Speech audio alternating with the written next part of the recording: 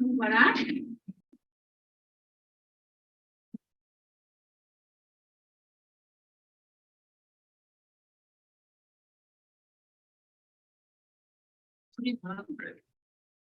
Each birth in our hospital, but around 80% of them were C-section because women don't wanted to have a vaginal childbirth when their babies were in a breech position.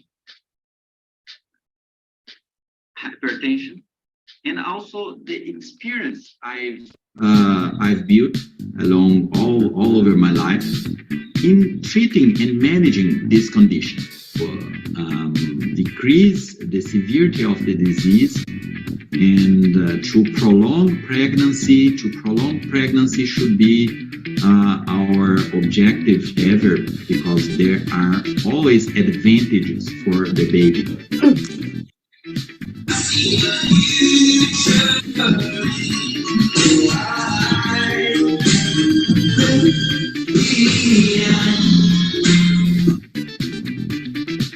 Very focused on holistic birth. I work with breastfeeding and tongue-tie release issues. Quite often I find throughout my career, women are traumatized, their partners are traumatized, and their babies. And it's unnecessary medical interventions mostly that are causing the unnecessary trauma. The powerful things about other midwives, it's very hard to move on. We will, for the sake of time. And what we do is look forward to having much more engagement, learning more from you and sharing more. Stated first state of labor because many things. این مقاله‌ای که ملاحظه می‌کنید پیپرش اینجا هست، اصلا خیلی پیپر کوتاه. Miss Tiffany, I'm a nurse midwife based out of Colorado, which is in the United States. I don't really have a whole lot to share. I was really interested in ECB because of my own experience. My second baby was breech, and I went in for this presentation. Was incredible. It's like super empowering to me, and I'm just grateful. Thank you.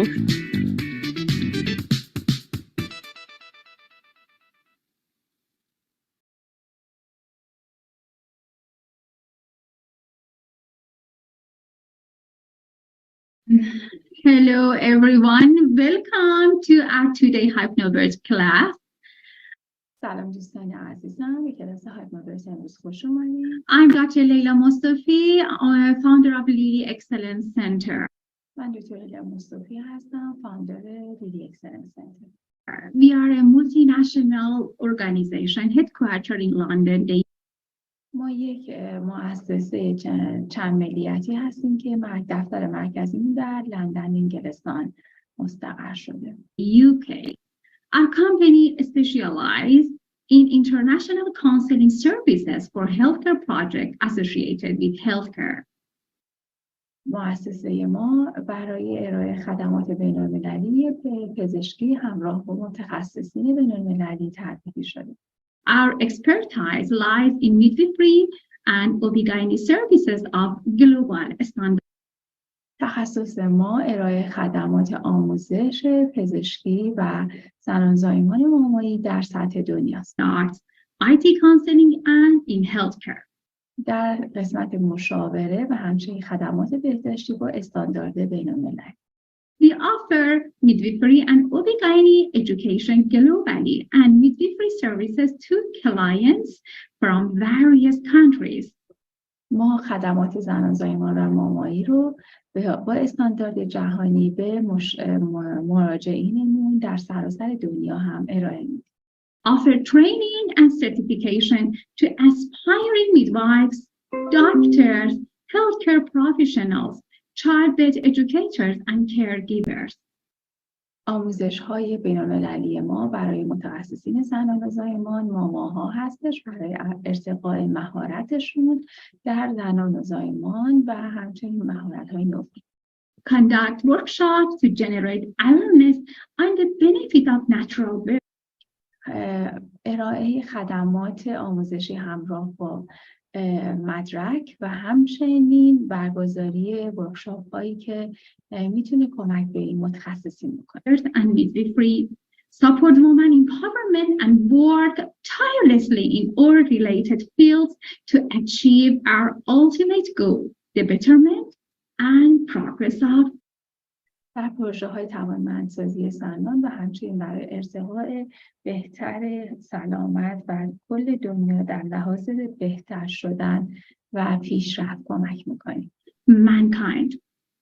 Samco is our parent company at a 20 years old UK base that has pioneered education and training in the field of midwifery.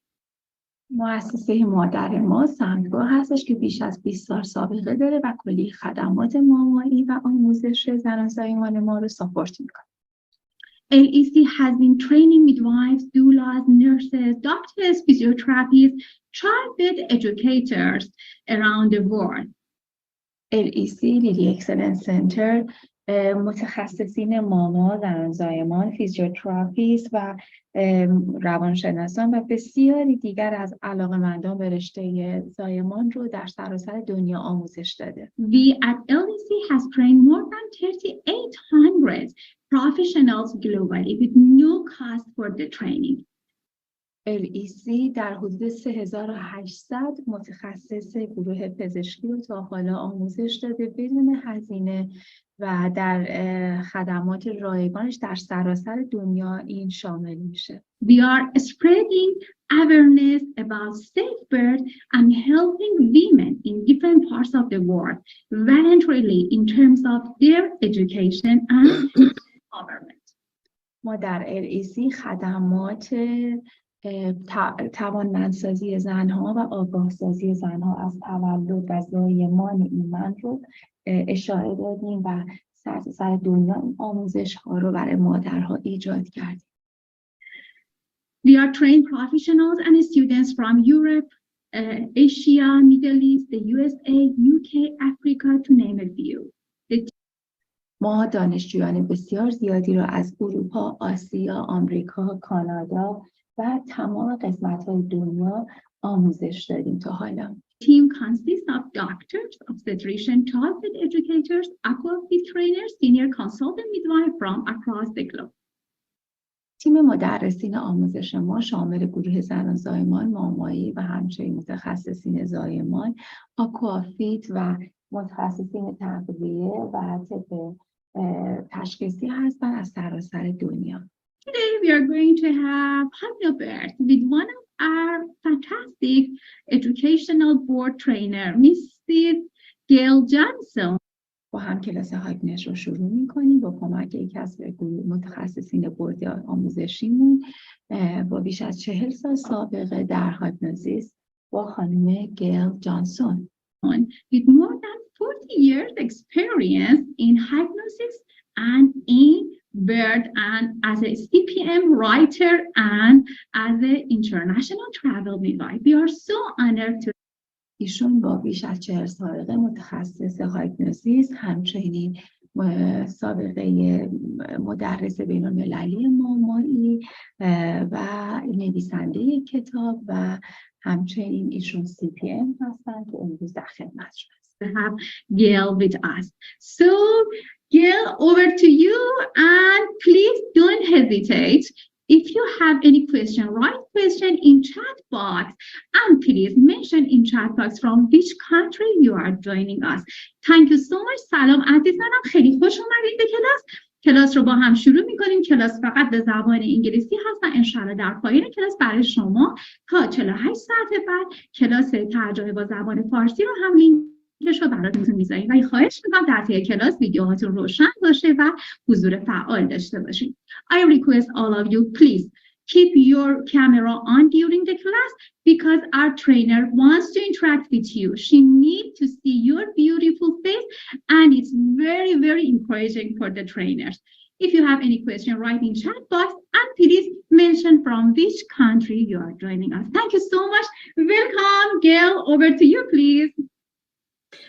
Well, I'm excited to be here because من خیلی هیجان زده هستم که اینجا هستم. I travel a lot, but the important thing is, let me share with you a fun story about hypnosis in hospitals.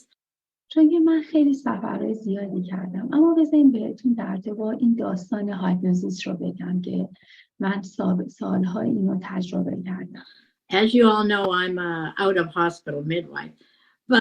همونطور که میدونید من مامای خارج از بیمارستان هستم، مامایی که مستقل کار میکنه. But I have a great story. I started using hypnosis for child. من براتون یه داستان خیلی خوب دارم. من هیپنوزیس رو از زمانی شروع کردم که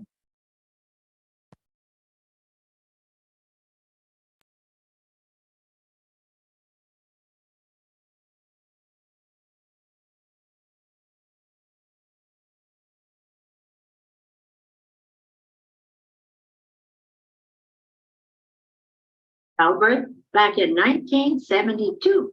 از سال And 1972 that's a شروع week or کردم two ago. و خیلی سال پیش Do you میشه. want to translate, Lily?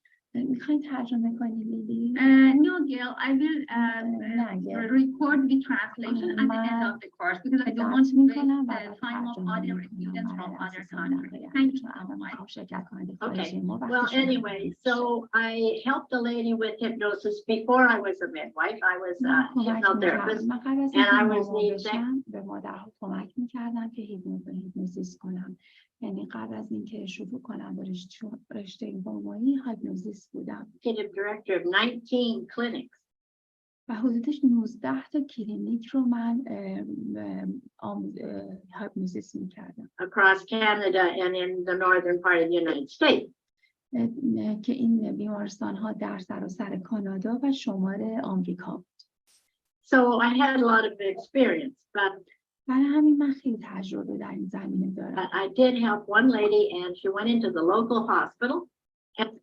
یه خانمی رو کمک کردم که توی دایره بیمارستان لوکال و محلی بود. And after the birth, I got a letter from the و بعد از زایمانش یک نامه ازش دریافت کردم. board of the hospital saying I couldn't use hypnosis anymore in their hospital because they wanted to be able to communicate with the patient.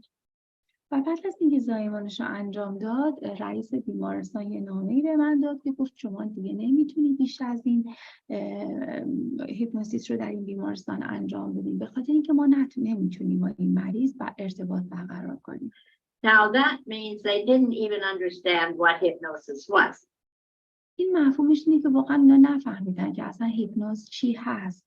They thought I had the power over her mind and she couldn't talk to anybody else. فکر میکردن که من قدرت ذهنش رو به دست گرفتم و دیگه نمیتونست کسی دیگه با این خانم ارتباط برقرار کنه.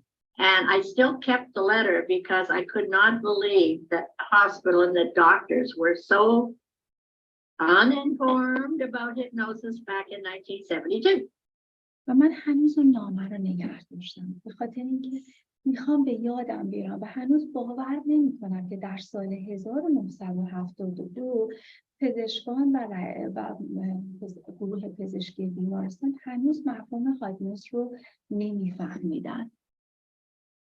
So I want to share with you today, I can't teach you how to be a hypnotist today.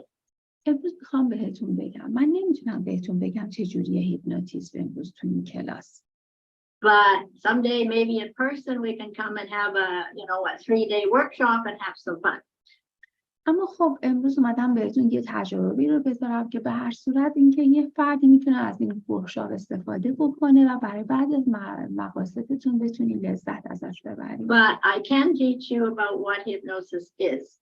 اما واقعا نمیتونم بهتون بگم که چجوری هیپنوز کنین ولی میتونم بهتون بگم تو این ورکشاپ که هیپنوز چی هست. And I can give you some demonstrations on بهتون چند تا demonstration و چند تا دمو نشون میدم the power of suggestion, که شما دقیقاً به قدرت ساجستشن پی ببرید. How hypnosis works. و بدونید که واقعا هیپنوز چجوری کار میکنه. And so I'd like to start with that. Hypnosis or self-hypnosis, as we teach our ladies for labor, there is very much benefit of this. برای هیپنوزیس یا همون چیزی که ما بیشتر خانم ها در زایمان آموزش میدیم، خود هیپنوتیزمی خیلی مزایای زیادی در لیبر داره.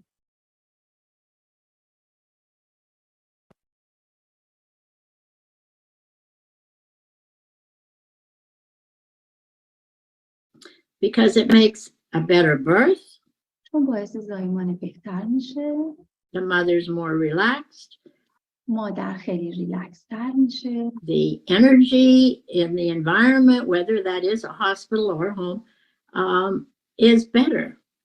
انرژیش و حتی اون محیط اطرافش، حالا میتونه بیمارستان باشه یا خونه باشه، خیلی بهتر میشه. And the more, the more relaxed somebody is and the less fear they have, there's less pain. و هر چقدر که یک فردی بیشتر ریلکس باشه، دردش کمتر خواهد بود. We all know that. ما همه اینو میدونیم. So it's very important that we understand as midwives, پس این خیلی مهم. ما به عنوان یه ماما اینو بفهم. new ways, perhaps in your world, to make the birth a better experience for the mom and for the dad.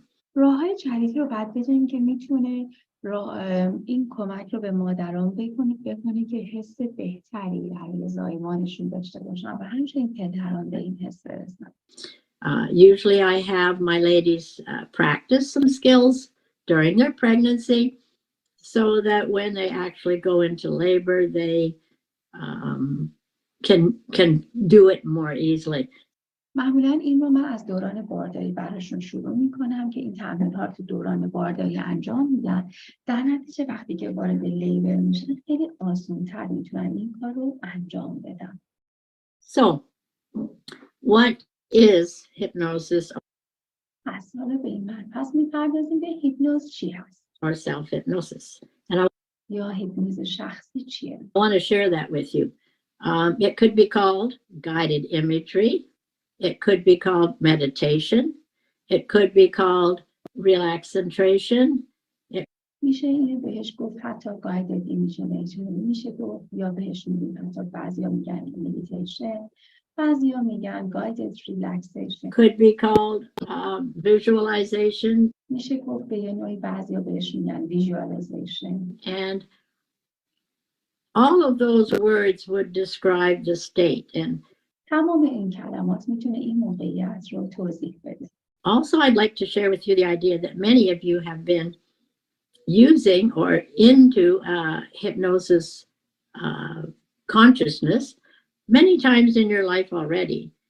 حتی من باید بهتون بگم که شما خیلی وقتا در موقعیت هوشیاری هیپنوتیزم بودین در طی زندگیتون و خیلی وقتا و در حالت بیداری و هوشیاری همین حالت رو داشتین. And you just don't realize it.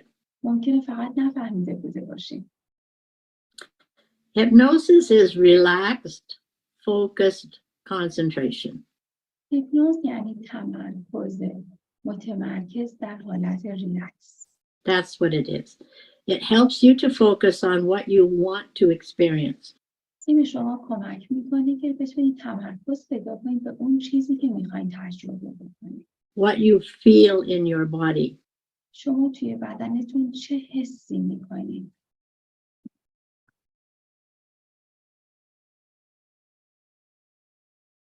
How to release tension. چطور تنشن و اضطراب رو از بدنتون خارج میکنید؟ How to release fear. چطور ترس رو از بدنتون خارج میکنید؟ It teaches you many, many things. And خیلی چیزا رو بهتون آموزش میده. today I hope to share with you some of those ideas. امروز امیدوارم که بتونم بعضی از این ایده ها رو بهتون انتقال بدم.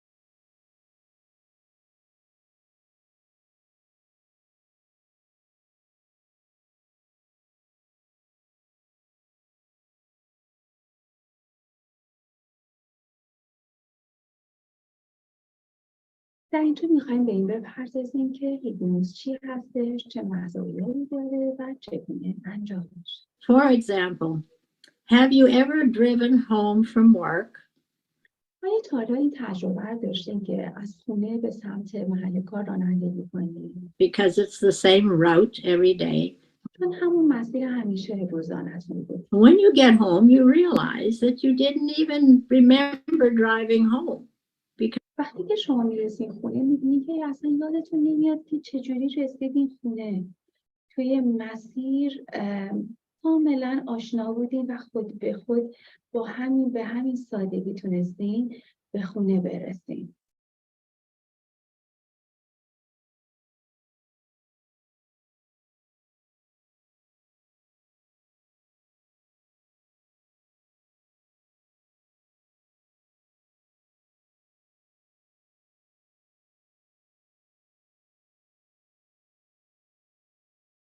Because you were thinking on other things, but your body automatically, safely got you home.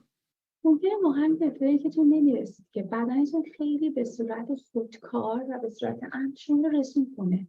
But your mind was somewhere else. اما تو اون زمان رانندگی ذهنتون جای دیگری بود. Or you go to a movie or you watch something on TV, especially the ladies, where you get really focused on the movie and you pick up all the feelings of the actors and you get teary or you get sad. It's not a reality, but in your world for that moment, you become and pick up all the feelings of that show.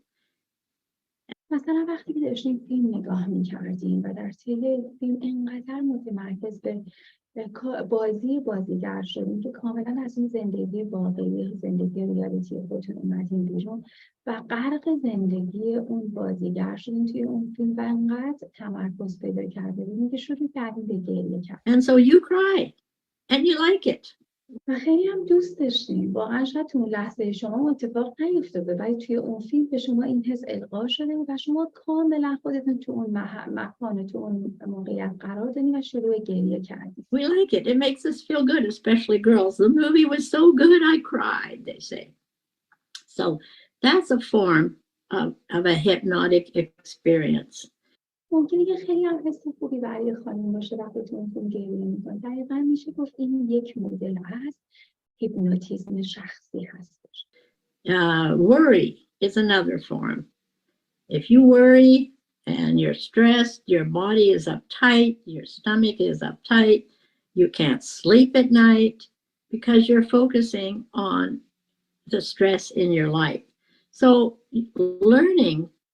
حتی مثلا مثال دیگه که از خود هیپنوتیزمی براتون بزنم، وقتی که ناراحت و نگران هستین، دقت کردین وقتی که ناراحت و نگران هستین تمام فکر و تمرکزتون رو اون نگرانی و اون استرس هستش و به خاطر اون استرس شما تمام سیستم گوارشتون، سیستم هضمتون و تمام اندام‌هاتون به هم می‌ریزه و درگیر اون میشه.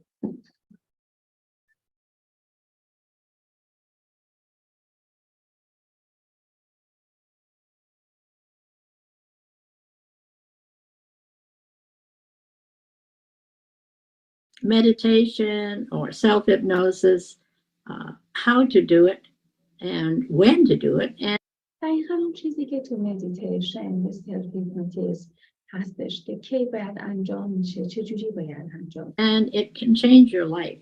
و میتونه کاملا زندگیتون رو عوض کنه. It's a skill that doesn't just apply to childbirth. So when I این یک مهارتی هستش که فقط نمیشه گفت برای زایمان میشه استفاده کرد، فقط برای زایمان به درد نمیخوره. started doing a lot of hypnosis work, برای خودتون هم خیلی کمک میکنه و من در طول زندگی خیلی کارهای هیپنوتیزم زیادی انجام دادم. I would travel the country just teaching و کارم این رو که واقعا سفر کنم به کشورهای مختلف و این رو آموزش childbirth with hypnosis. و این رو مخصوصا به افرادی که همزمان با زایمان هست بهشون آموزش بدم. And it's because of that I eventually got into being a midwife. So we never know where life is going to take us, do we? No. So به خاطر همینم بود که من چون مادر فیلیپین 13,000 بودم به خیلی از کشورها سفر کردم و تونستم به خیلی کمک کنم و زندگیشون تغییر بدم. the thing is, how do we access our subconscious mind? حالا به این قسمت میرسیم که چجوری میتونیم به ذهن ناهوشیار و سابکانشسمون دسترسی پیدا کنیم. Well, we access it mostly by images and not words. ما معمولا از طریق ایمیجز و تصاویر به این ذهن آنکانشسمون دست پیدا میکنیم، نه کلمه. Words can help us learn to relax. کلمات میتونن به ما کمک کنن که ریلکس بشیم. But to manifest a different feeling in the body, it's usually done by images, by اما برای اینکه بخوایم به اون منیفست برسیم، به اون آشکارسازی برسیم، باید با ایمیج ها و تصاویر به اون مرحله برسیم.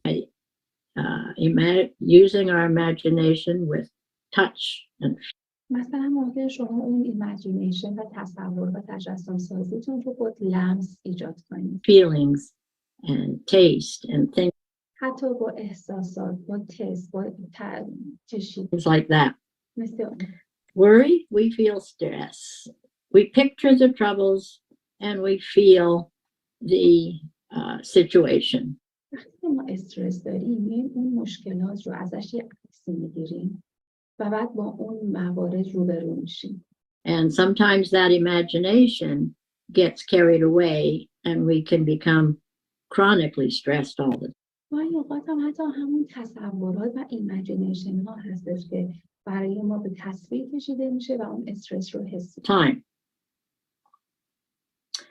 All right, it's an art that you can learn. تقریبا یه هنره که باید روش کار کنیم. Same as we all learned to walk. مثل همون که ما چجوری یاد گرفتیم قدم بزنیم. It's a skill. We can learn any skill from practice. این هم خودش یه نوع اسکیله، یک مهارته که هر مهارتی رو با تمرین میتونیم به دست بیاریم. And the more we practice, the more we use the skill, the better and quicker we can manifest it in our life. هر چقدر که ما تمرین بکنیم میتونیم بیشتر توش مهارت پیدا کنیم و با مهارت میتونیم اون رو در زندگی به کار ببریم. And so again, it's nothing that can't be learned by everyone. باز هم میگم این چیزی نیستش که بگم نمیشه کسی یاد بگیره. Imagination نمیشه کسی یاد نگیره. همه میتونن یاد بگیرن. is the real key. And تجسم سازی و ایمیجینیشن کلید اصلیه. you use all of your senses, your sight, your sound, the touch, the smell. We all know how an old song can bring back an image of what happened there. We also know smell. ما از تمام حس هامون، حس پنجگانمون استفاده میکنیم، مثل لمس، مثل بویایی، مثل چشایی، مثل تمام حسامون رو به کار میگیریم که به این مرحله برسیم. Can bring back an experience. حتی میتونیم با این طریق اون اکسپریانس و تجربه قبلیمون رو برگردونیم. So all of these senses can be involved and should be involved. از تمام این حس ها باید درگیر شده باشن، باید درگیر بشن. In doing self-hypnosis and changing our lives. که برای اینکه بخوایم از هیپنوز استفاده کنیم که زندگیمون رو عوض کنیم. You can use affirmations, you can use key images. شما میتونید از افرمیشن یا تلقین استفاده کنید یا میتونید از طریق ایمیج ها و تصاویر استفاده کنید. Trigger any feeling that you wish to have in your body. هر حسی رو که میخواید رو بدنتون احساس کنید. And just the same as you did with music when you were younger, and like I say, a song will bring it back to you. So, مثل دقیقا زمانی که شما جوان‌تر بودین و از موزیک استفاده میکردید. You need to see it, feel it, taste it, touch it, hear it. And one thing I want to talk to you about is your subconscious mind, or the part of your right brain, if you want to use those terms as well, doesn't know the difference between something that's real or something that's imagined. پس بعد شما از تمام حس چشایی، بینایی، لمس، بویایی، شنوایی همه اینها استفاده کنید. اما چیزی که میخوام بهتون بگم قسمت راست مغز که قسمت آنکانشس شما هست، تفاوتی بین چیزهای واقعی و چیزهای غیر واقعی نمیتونه متوجه بشه.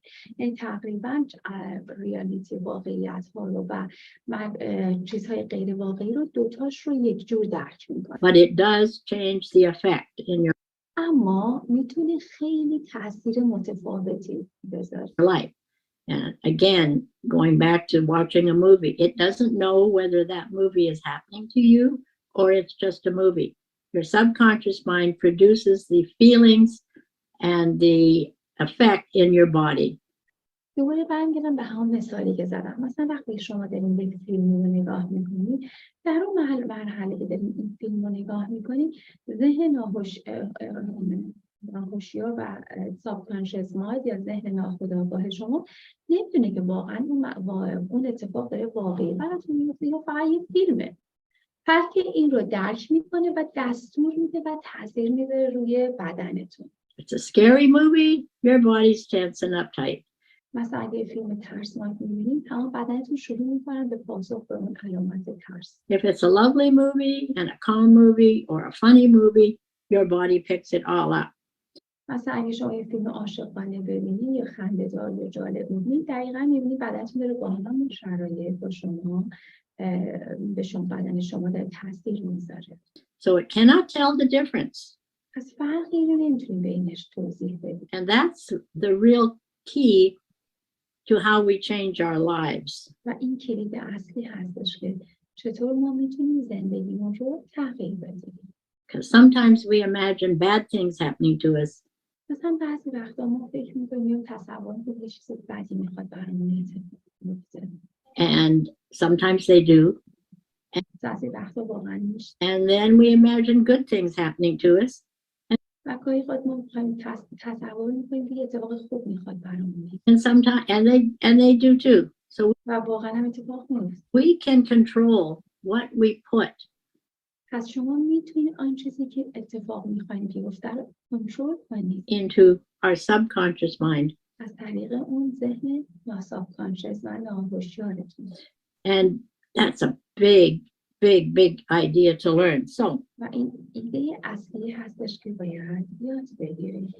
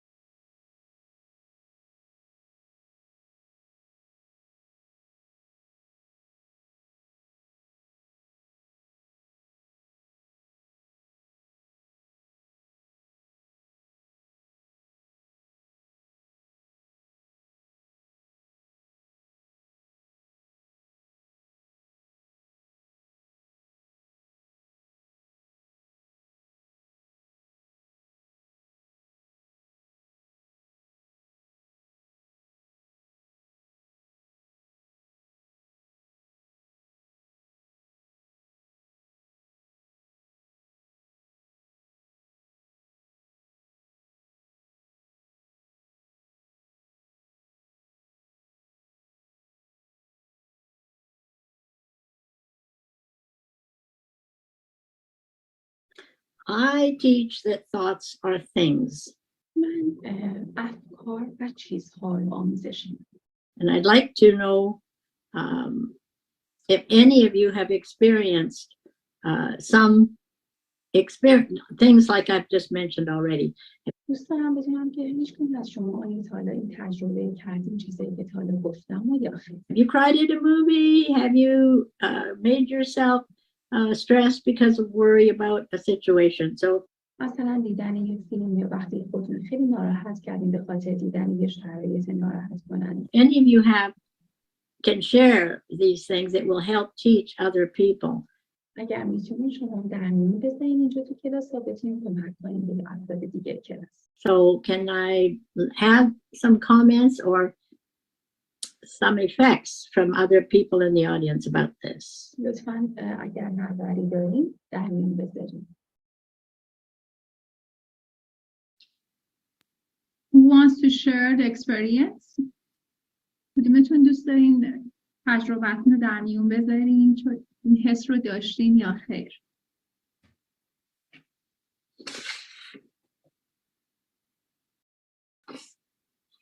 I guess nobody's, maybe they're just afraid to talk right now. فکر کنم کسی نظری نداره یا شاید هم خجالت میکشن صحبت کنن در ابتدا. I think they need some ice breaking. Okay, well, ladies, we've all done it. We've all done it. You know, you imagine a nice date on a boyfriend, and you imagine going to the ball, and you imagine, and then you also imagine bad things. But ببین خانم شما ممکنه خیلی چیزا رو تجربه کردین. مثلا به عنوان یه خانم یه زمانی که با بویفرندتون بودین، با دوست پسرتون بودین، یا اینکه مثلا تصور کنین که روزهایی رو که باهاش خیلی خوش گذروندین، اینها رو ممکنه همتون تجربه کرده باشین. I want to show you how we can reach our subconscious mind. That's what من میخوام بهتون نشون بدم که چجوری شما ذهن ناهوشیارتون رو یا subconscious mindتون رو بخونید. I want to teach with you today. بهتون امروز یاد میدم. Since we can't tell between what's real or imagined, an example would be that here I have a little picture here of you see, I don't know if you made these slides, Lily, but you have a picture here of a bear in the woods. You think you see a bear, and it's not a Can you bear. please bring a little middle of the screen because picture is not very clear. You have to bring it a little middle. I have to do what? Yeah. Bring it a little more inside. Yeah, it is in the edge of the screen. It is in the edge. No, you have to bring it inside. Yeah, more. Way. Yeah. This way. Yes, Oh, okay. yes, great. Yes. Okay, Yeah, that's so great you can, now. so you can see here that there's an imagined bear and then there's a real bear. شما این تصویر نگاه کنید. دو تا تصویر در طرف راست و چپ هست. یکیش تصویر ایمیجینیشن یا تصویر تجسمتونه. مورد دیگه ریل یا واقعی هست. عکس سمت چپ عکس واقعیه. عکس سمت راست عکسی هستش که شما تجسم میکنید. The fear would trigger off your fight or flight mechanism. You'd either want to run or you would want to fight. And then دقیقاً اون حس ترس یا اون حسی که از این مورد چپ گرفتیم به این شکل میاد. you find out that it was just a tree stump. It was your imagination. So by doing that, you found out that your body, your subconscious mind cannot tell the difference between an imagined bear and a real bear. شما دقیقاً این رو ملاحظه کردین که اونجا توی عکس واقعی یک خرس واقعی بود، اما تو ذهنتون نگاه کردین که چه شکلی این تصویر اومده. یعنی واقعا تفاوت بین خرس واقعی و خرس مجسم شده کاملا اینجا متفاوت. Here's something else. Here's a picture. Yeah, Fatima Navidi even answered to your question as well. Okay, good. She says, I have a patient all the time in labor. She was cry. I asked her to show me her family picture. Then she started to tell me about all of her family members. Then she forgot her sad. خانم فاطمه نویدی نظر دارم، میگن که من اینو داشتم این مورد که مثلا یه مریضی داشتم که درد داشت، وقتی بهش گفتم که افراد خانواده‌اش رو برام نام ببر، وقتی که شروع کرد به اسم بردن افراد خانواده درد رو فراموش کرد و متمرکز شد به این مسئله. There you go. Yes. Very good. So we can distract in labor then by what? Using music, by having them focus on a different idea. Very دقیقاً بسیار عالی. دقیقاً ما میتونیم تمرکز مریضمون رو در زمان لیبر با همین چیزها از بین ببریم، متمرکزش کنیم، دیسترکتش بکنیم، حواسش رو پرت کنیم، مثل موزیک یا به صورت تجسم سازی یا از این تکنیک ها که احساس دردش کمتر بشه. wise thing to do. By touch, sometimes دقیقا همون چیزی هست که میگیم تاس باعث تغییر چیزها میشه، مثلا با لمس، It's massage, مثلا با ماساژ، sometimes massaging the feet. All of these things will distract from fear. همه این تکنیک ها باعث میشه که فرد حواسش از ترس پرت بشه. And so fear creates pain. برای همین هم هستش که ترس باعث ایجاد درد میشه. And that's what we don't want. But anyway, here's another one. Here is a picture. Now, in this picture, حالا این عکس رو نگاه کنید. can you see the beautiful lady? And can you see the lady that's old? تو این عکس دو تا تصویر میتونید ببینید. تو همین عکس شما میتونید هم یه خانم زیبا رو ببینید، هم که یه خانم پیر رو ببینید. Can you see the chin and the mouth? شما میتونید چونه و دهان این خانم پیر رو ببینید. And the nose. And then if you look at the other way, you see her hair and her face is turned sideways. Now you can choose what you can choose. This is a book I wrote years ago. You can choose to look at either one. And what you focus on is what you're going to feel. شما دقیقا تو این عکس میبینید که شما میتونید هر کدوم از اینها رو تمرکز کنید و هر چیزی رو که بهش تمرکز کنید اون رو خواهید دید. And so we can again choose at any time how to, what we want to see in life. We can. پس برای همین هم شما میتونید دقیقاً انتخاب کنید که چه چیزی رو توی زندگی میخواید ببینید. الان تو این عکس میتونید تمرکز کنید و خانم جوان رو ببینید یا نه تمرکز کنید فرد مسن رو ببینید. See good or we can see bad. Now, پس تو زندگی میتونید another idea. ببینید چی رو If I put a sign, ببینید که بعد if I put a large wide board on the ground and ask you to walk across it, maybe for 10 feet, you'll do it easily. You'll think, Gail, you're crazy. What's this? I can walk across this sidewalk. But if I take that same board and I put it on a big high building and ask you to walk on it, most people cannot do it. It's the same board, but they can't do it because it's fear. They see or imagine themselves falling. They lose their balance. They're usually on their hands and knees, even if they think of trying it. And yet putting that same board. ببین مثلا به فرض همین بردی که اینجا ملاحظه می‌کنید. مثلا من این بورد رو به شما Now you can choose what you can choose. This is a book I wrote years. People do things and we can learn to live. They see or مثلا همین بردی که این آقا وایسادن، من اگه روی زمین این برد رو براتون بزنم، این تخته رو بزنم بگم روش راه بریم، به راحتی میگه این که کاری نداره روی تخته راه رفتم، من همین راه میرم، چیز سختی نیست. ولی وقتی که همین تخته رو بین این دو تا ساختمان بزرگ میذاریم و بعد به شما میگیم حالا همین تخته است از روی این رد شد، شما به خاطر ترسی که از افتادن دارین، اون حس ترسی که ممکنه از اونجا پرت بشین بهتون انتقال داده میشه، در نتیجه اعتمادتون رو از دست میدین و نمیتونین این کار رو انجام بدین. دقیقاً این همون چیزی هست که ما میگیم ترس باعث ایجاد عدم تمرکز، باعث از دست دادن اعتماد به نفس و باعث ایجاد این مسائل. imagine themselves falling. They lose. چون که وقتی شما روی تختتون بلندی وایسادین دارین فکر میکنین که هر آن ممکنه اتفاق بیفتین و این ایمیجینیشن و تصوری که شما از افتادن میکنین این انتقال پیدا میکنه به درون شما. Lose their balance. در نتیجه تاثیر میذاره روی تعادلتون. They're usually on their hands and knees, even if و اینجا معمولا رو دست و پا خم میشین، دست رو زانو they میذارین. think of trying it. And yet putting that same board on the ground, they can walk across it. در صورتی که وقتی همین بورد و تخته رو زمین گذاشتین خیلی راحت شما از روی این تخته میتونستین حرکت کنین. And not even think about it. و اصلا درباره این فکر نبودین. So, what's going on here? Because we say to ourselves, this is silly. خب پس چه اتفاقی داره اینجا میفته؟ ما اول به خودتون گفتیم خیلی مسخره است، چرا نتونم بگیم برج رو زمین راه برم؟ چه اتفاقی افتاده اینجا؟ I shouldn't be any difference in my body balance simply because I'm up high. But it's back to fear and it's back. من نمیتونم به اون تعادل بدنم وقتی که روی یه تخته هستش برگردم. چرا؟ به خاطر اون ایجاد حس فیر و ترس هستش. Back to the imagination.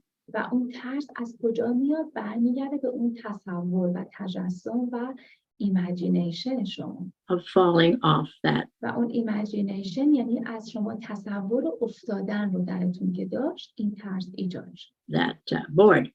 So these are all principles of the mind that پس تمام اینها تمام پرینسیپل های ذهن هستند we need to learn about که ما باید دربارش یاد بگیریم before we can decide how we're going to deal with those.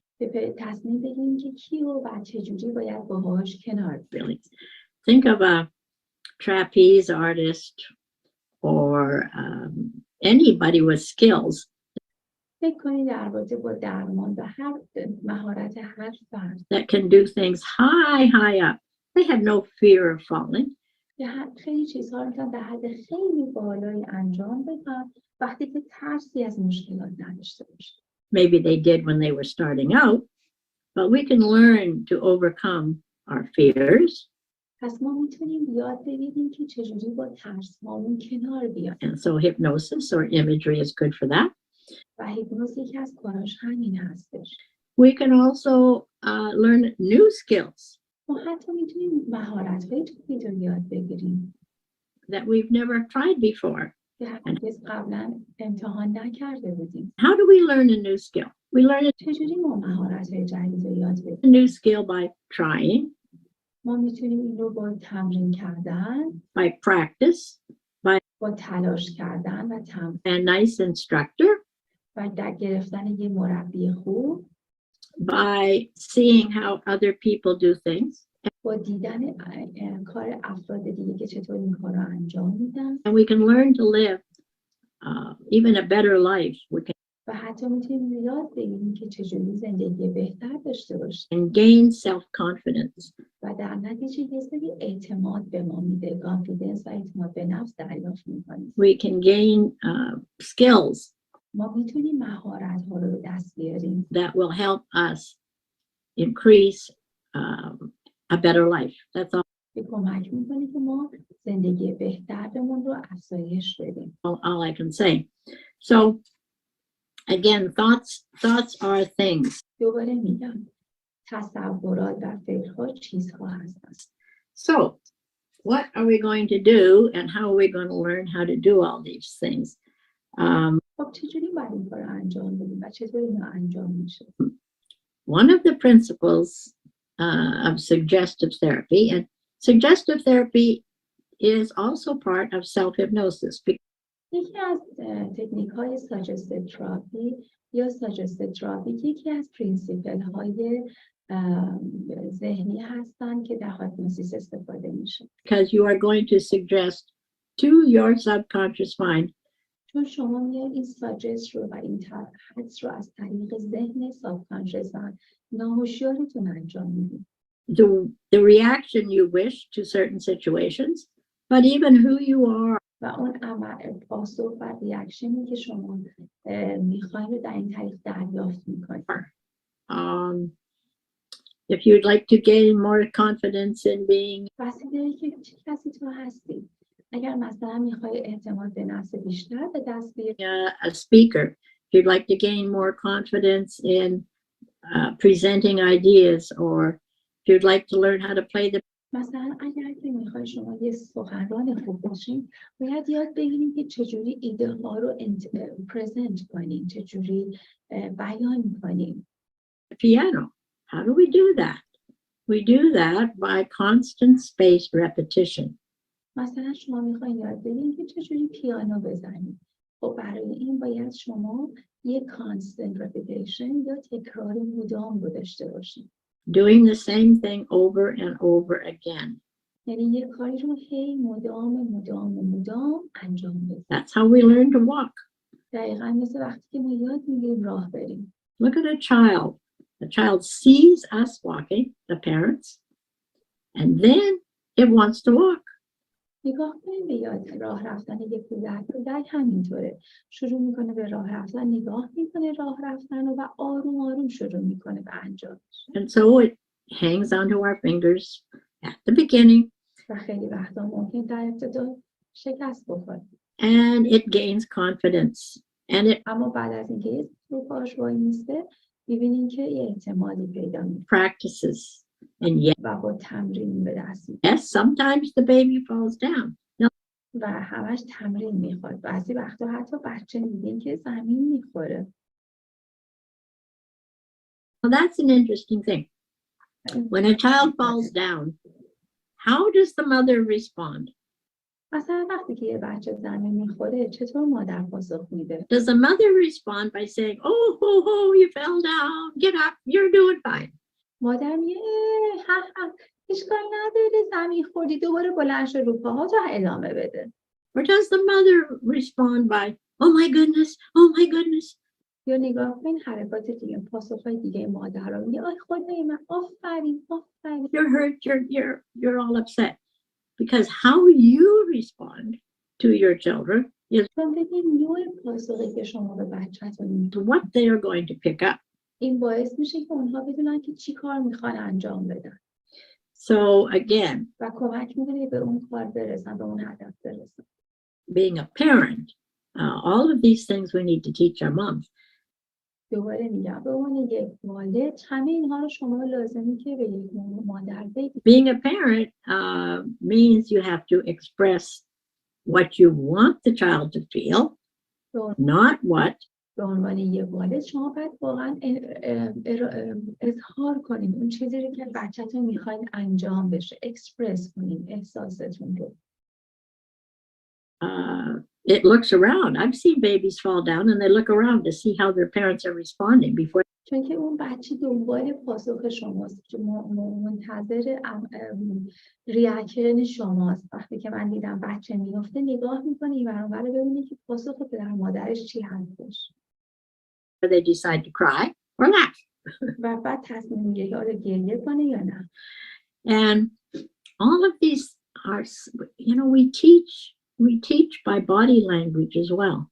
و اینها تمام چیزهایی هست که ما با بدن درس میدیم. همه به خوبی با بدن به آموزش میدیم.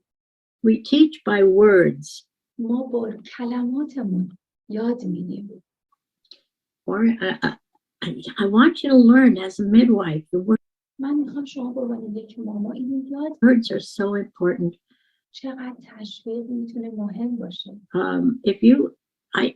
One of the things I did when I went to the hospital is I asked the staff not to say words like pain. یکی از چیزایی که من زمانی که در بیمارستان کار میکردم این بود که همیشه از کارکنان بیمارستان میپرسیدم کلمه ترس رو. I said, how are the contractions, not how is the pain. همیشه میگفتم اینو در نظر بگیرید. هیچ وقت نگین درد زایمان. بگین contraction. نپرسین که درد چطوره. بگین contraction و گرفتگی‌های رحم چطوره. Are the contractions getting strong? این کلمه رو به کار ببرین. آیا contraction داره قوی تر میشه به جای اینکه بگین دردت بیشتر شد. I had one lady in labor, she used self-hypnosis. یه خواهر مادری داشتم که در لحظه زایمان داشت هیپنوتیزم شخصیش رو انجام میده. And she used the word awesome. و از کلمه آسام و عالی استفاده میکرد. She said, every time the contraction came, she said, oh, this is awesome. هر وقت به contraction میومد سراغش شروع میکرد به داد زدن و میگفت awesome، عالیه. This is awesome. It's این عالیه. really awesome. واقعا عالیه. But she used that word during the whole contraction. و اون تمام مدتی که این contraction ها و درس‌های زایمان داشت این کلمه رو به کار می‌برد. It was just getting, oh, this is even more awesome than the last contraction. So, but she interpreted the experience in a positive way. دقیقاً کاری که این مادر کرد تغییر میداد اون تجربهش رو به طرف یک راه مثبت و حس مثبت. because she knew it was bringing her baby closer and closer. چون میدونسته داره بچه‌ش رو نزدیکتر و نزدیکتر دیگه به دنیا میبره، نزدیکتر میشه به زایمان بچه‌ش و با این کارش بچه‌ش رو تولد زایمانش رو سریعتر میکنه. And so the stronger and the more contractions, she knew her baby was coming. But پس برای همین فهمید که هر چقدر قوی تر باشه و کنترکشن بیشتر داشته باشه بچه‌ش زودتر به دنیا میاد. she chose to do it by using the word awesome. اون انتخاب کرد که این رو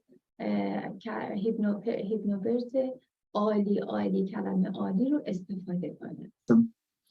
And it was amazing thing to sit and watch. این واقعا یکی از تجاربی بود که من خیلی لذت بردم و نشستم و دیدم. Another thing is that we have to be logical about what we want. مورد دیگه این هستش که ما باید خیلی لاجیکال و منطقی باشیم در اون چیزی که میخوایم. And if it's logical to you, it will lodge in your subconscious mind.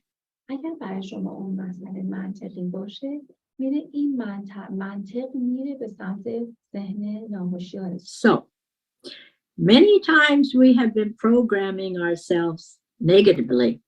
بعضی وقتا خیلی وقتا ما میایم یه صحنه‌ای رو به صورت منفی برای خودمون برنامه‌ریزی میکنیم.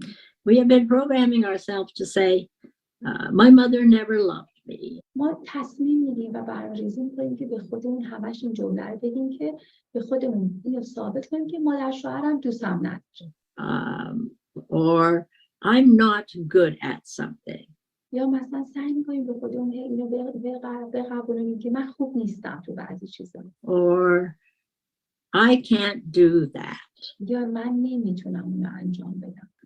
We are putting that idea or imaging in our body. ما اون تصویر و اون ایده رو در بدنمون میذاریم. And we justify it by thinking like, I'm like this because. و میاد اینو قضاوت میکنیم. مثلا میگیم اینو دوستش دارم به این خاطر. This happens to me because. این اتفاق افتاد برای من به خاطر این. And so all of this is self-programming. تمام اینها سلف پروگرامینگ یا برنامه ساختن شخصیه. Because that is not a reality. چون این واقعیت نیست. Perhaps we perceive. We have to watch what we do. Perception. حدس بزنید که مثلا شما پروسید میکنید، درک میکنید که چه میخواد براتون اتفاق بیفته. ادراک is a big part of ادراک قسمت بزرگی self-programming. We ساختن سلف پروگرامینگ و ساختن برنامه برای خودمون. think somebody doesn't like us. We think somebody was mean to us. مثلا ما فکر میکنیم یه فردی یه منظوری داره برای ما یا یه فردی نمیخواد یه چیزی برای ما اتفاق بیفته. And maybe they weren't. Maybe they were شاید هم باشه، شاید هم واقعا having a bad day. But we interpret the experience. ولی ما کاری میکنیم که حتما با این فکرمون اتفاق خواهد افتاد. How we feel. و ما دقیقاً اینو تجربه خواهیم کرد. So, but we can change that. پس ما میتونیم اون رو تغییر بدیم. We can change it through using logic. میتونیم اینو تغییر بدیم وقتی که از منطق استفاده کنیم.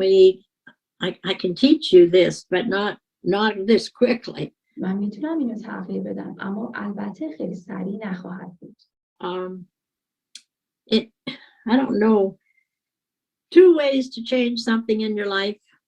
من میدونم که 2 راه هست که شما این چیزها رو در زندگیتون تغییر بدید. One is constant spaced repetition. یکیش بر اساس تکرار مکرر و مداوم و منظم هست. Where we do something like practice, we do مثلا مثل وقتی که ما بعضی از تمرین ها رو یاد میگیریم که انجام it over and over and over again. که پشت سر هم انجام میدیم. And then our body learns it just as it taught us to how to walk. و بدن هم یاد میده. دقیقاً شما فکر کنید وقتی که چجوری یاد گرفتیم که راه بیفتیم. Just as it taught us how to drive a car. فقط فکر کنید وقتی که شما یاد گرفتین رانندگی کنید. We practice and it becomes part of embedded in our mind and in our body. ما تمرین کردیم و رفت به صورت حالت ناخودآگاه به صورت ناخودآگاه ما قرار گرفت و انجام داده میشه خود. And then we can do it without thinking. Now, و حتی بدون فکر کردن اتفاق میفته مثل رانندگی. nowadays, you walk around the town, you skip, you laugh, and you don't even think تمام وقتی که شما قدم میزنین، راه میرین، میخندین و حتی فکرش هم نمیکنین. about walking. You just get up from the chair. و شما دارین همزمان هم راه میرین ولی اصلا فکر نمیکنین که همزمان با راه رفتن دارین همین کار رو هم انجام میدین. اما شما دارین عملا راه میرین و اینو یاد گرفتین. And walk away. So that's how we can learn to change our life and change این دقیقاً چیزی هستش که ما یاد میگیریم چجوری زندگیمون رو عوض کنیم. the health in our body.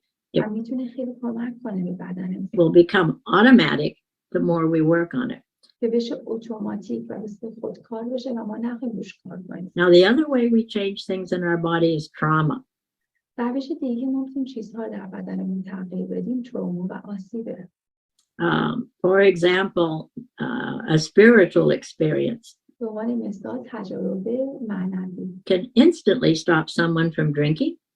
A میتونه خیلی سریع یک فردی رو از درینکینگ و مشروب خوردن ناگهان باز بده. spiritual experience can instantly change the health in someone's body. مثلا ممکنه ناگهانی یک فرد رو برسونه به یک سمت سلامت بدن. But so can you change the health in your body from doing yoga مثلا تغییر سلامت در بدنتون از طریق انجام یوگا every day or another form یا روش‌های of energy.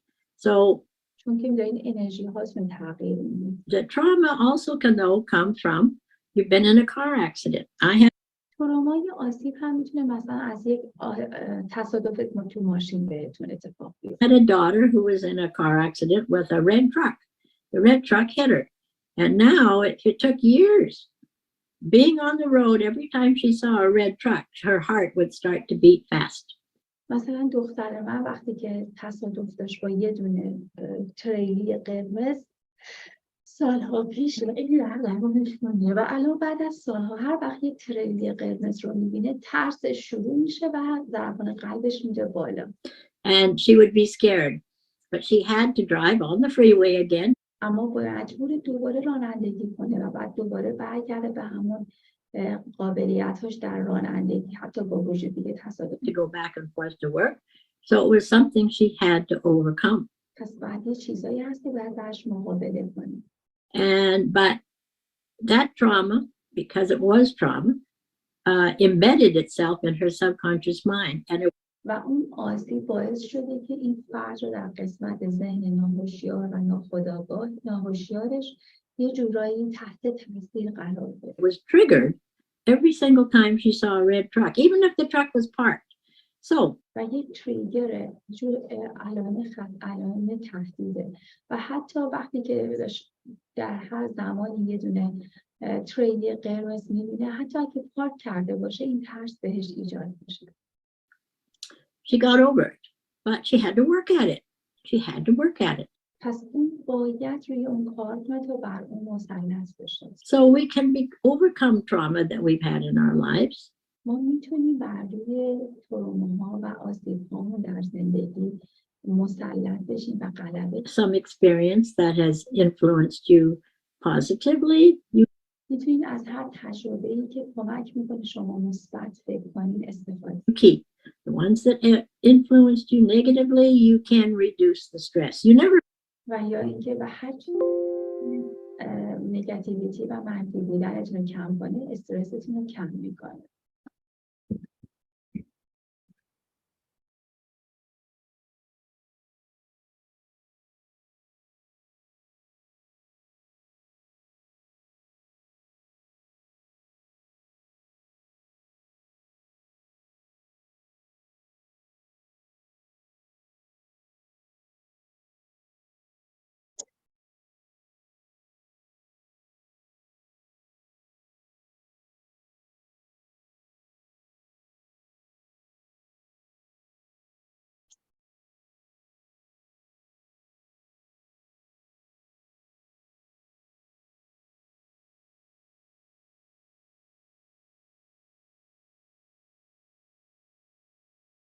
Forget it.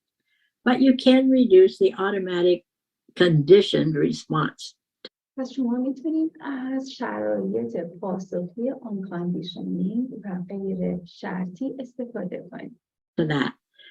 And that can change your life drastically. It really, really can. و کاملا زندگیتون رو عوض میکنه. Yeah. So, what to do? What can I help you with here? چطور میتونم بهتون کمک کنم برای این؟ I'm sure somebody's got questions so far, but من سوالات بعدیتون دارم میبینم و حتما پاسخ میدم. I don't know if I can see them. لطفاً برام بفرستید. Yeah, there is some message from Fatima. She says, I tell them that your finger is different from each other. So you feel pain different from the other. I'm sure you can handle your contract.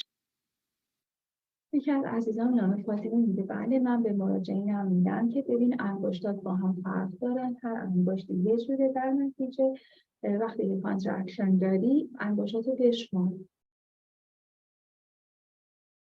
Right. درسته. I can't hear you anymore. Yes. You can help your people, with, they don't even have to really be in a state of hypnosis or self-hypnosis for you to affect them. Just the spoken word can do it. Just the spoken word. And you're all finding that out. شما باید به افراد کمک کنین. حتما اول از هایپنوتیس باشه. میتونید جز بهشون بگید چجوری فکر کنن. Words are things. Thoughts are things. Words things هستن. کلمات ایجاد کننده هستن. افکار ایجاد کننده هستن. Maybe we could show, do you have the little demonstration that I sent you? من به شما الان یه قسمتی رو نشون میدم که متوجه بشید. Can you play that for them? Yeah, I will. One. Oh, that's the sound.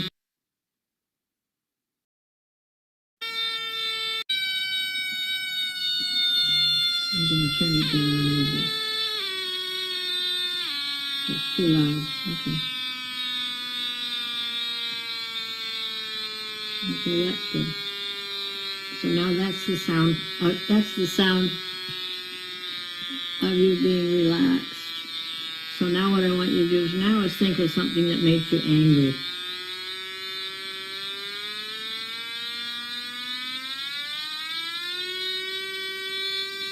Okay? So now go back to the relaxed. اول گفتن ریلکس باش، بعد آروم آروم عصبانی شو و حالا میگن دوباره برگرد به حالت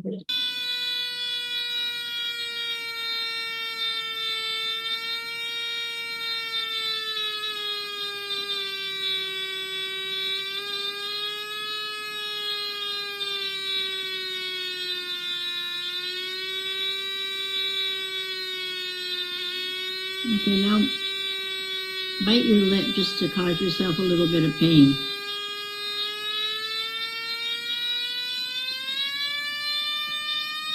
So you can see that your whole body responds.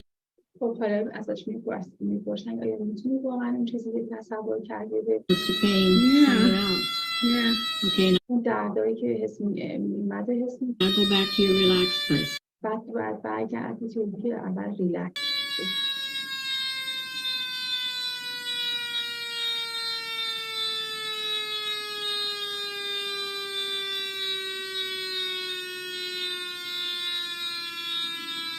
Okay, now I'm going to cause you a little bit of pain and we'll see what happens, okay? حالا یه دردی رو ممکنه حس I'm like nervous. I mean, touch. که کجا I know my eyes are closed though. Okay. Isn't that amazing? Yeah, it was already going higher as I knew that you were gonna. You didn't know what I was going to do, but I said I'm going to cause you pain. Yeah. So that's the demonstration that I usually use, but you can see it's funny. But the point is here is that fear causes the same reaction as if I'd actually done something. میگم دقیقا چیزی که شما حس می‌کنی اون ترسه، چون دقیقا تمام پاسخ یک جور داره به بدن شما میده، فقط جایی که ترس دارید در این دستگاه بیشتر نشون داد. into you. So when we anticipate or expect bad things, our whole body responds with the thought.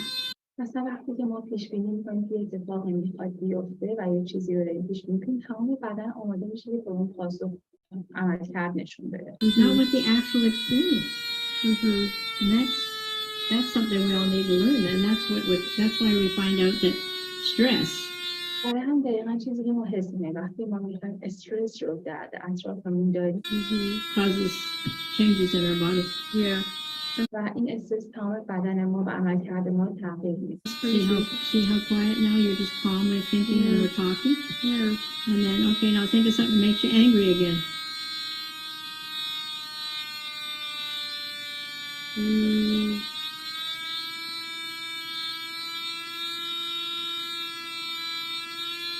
See, you can hear the changes. یا الان میتونید حتی با فکرتون رو تغییر بدید. اون چیزی که الان فکر می‌کنید فکر کن و الان من دقیقا می‌بینم که پاسخ عوض.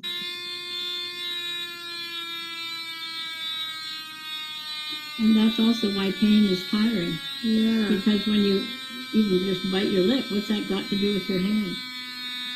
But pain in any part of one part of the body can deplete your energy.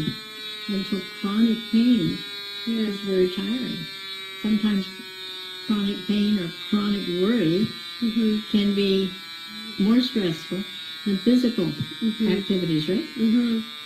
Yeah. Did you think about something constantly? Yeah. Like you have that bill that you like just need to pay, but you like don't know how you're gonna pay it. You're just like stressed about it the entire time. Your whole body is responding as if you are already in jail or. That's crazy. Crazy. Yeah. Okay, one more time. Think of something that maybe.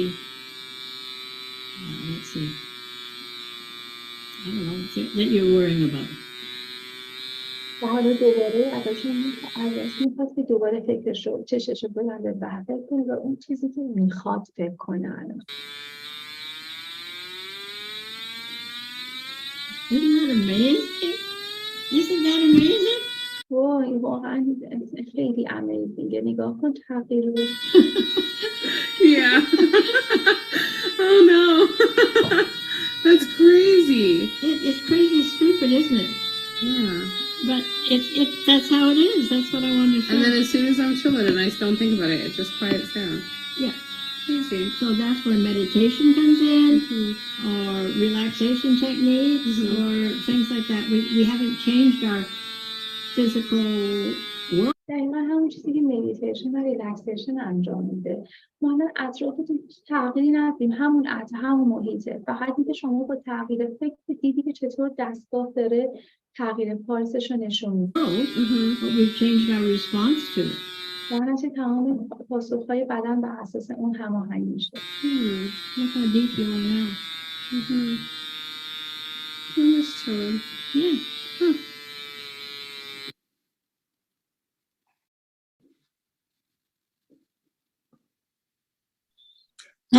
Thank you for showing that, because ممنون از نشون دادن. Very interesting, very interesting. Thank you so much. Yeah. Very. Okay. that was my granddaughter. ایشون نوه من بودن. Oh, so great. Very nice. We're so lucky to have you. But she had never tried that before or done ولی اون هرگز تا اینو تجربه نکرده بود، تمرین نکرده بود. it, and so I also want my grandchildren to learn what I'm teaching, right? برای همین من میخواستم نوه هم بفهمن که من چی دارم درس میدم. So after that conversation, we had a little talk about بعد از اون بحث گفتگو ما یه ذره با هم صحبت کردیم و prosperity and thinking positive things. و بعد در رابطه با اینکه چجوری مثبت فکر کنیم و چجوری خودمون رو پاک کنیم صحبت and attracting to us و رسیدیم به این مرحله و خیلی برای ما جذاب شد.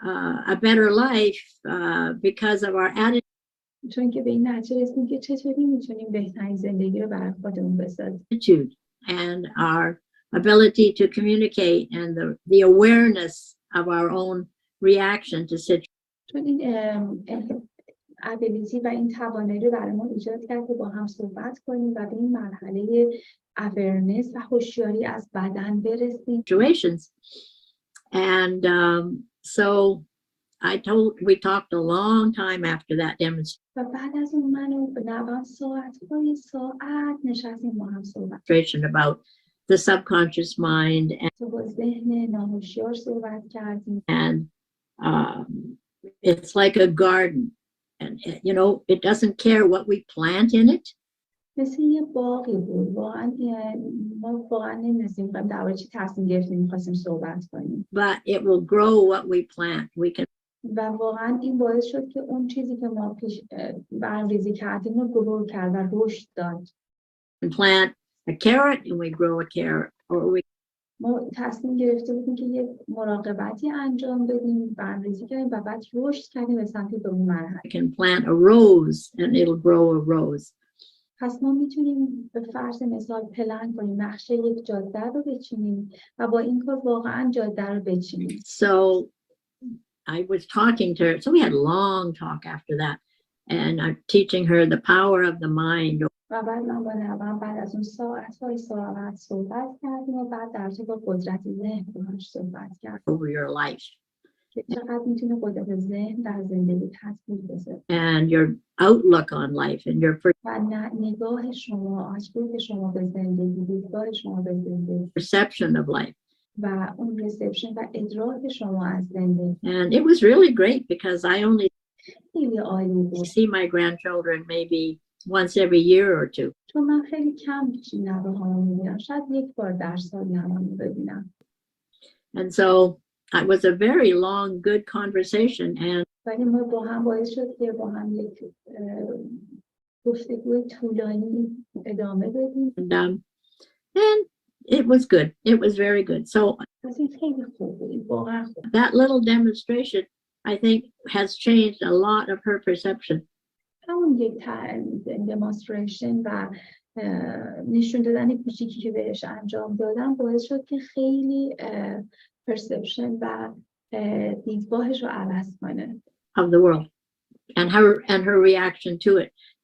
And she's young.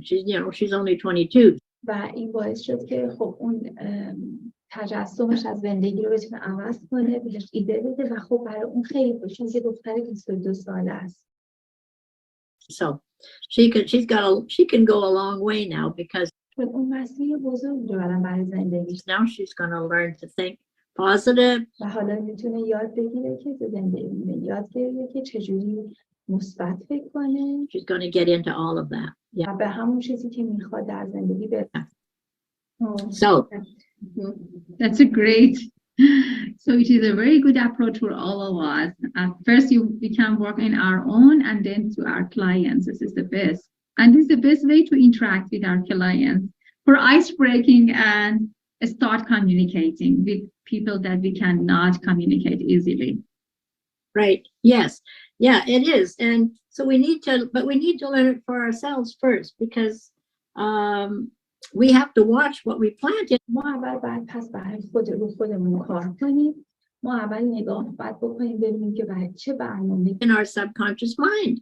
چه برنامه و پلن داریم و بعد اون رو روی ذهن یا سابکانشسمون پیاده کنیم. Because that's what's going to produce in our body automatically. که بعد این در بدن ما تولید میکنه به صورت اتوماتیک. And so are we impressing in our body healthy habits?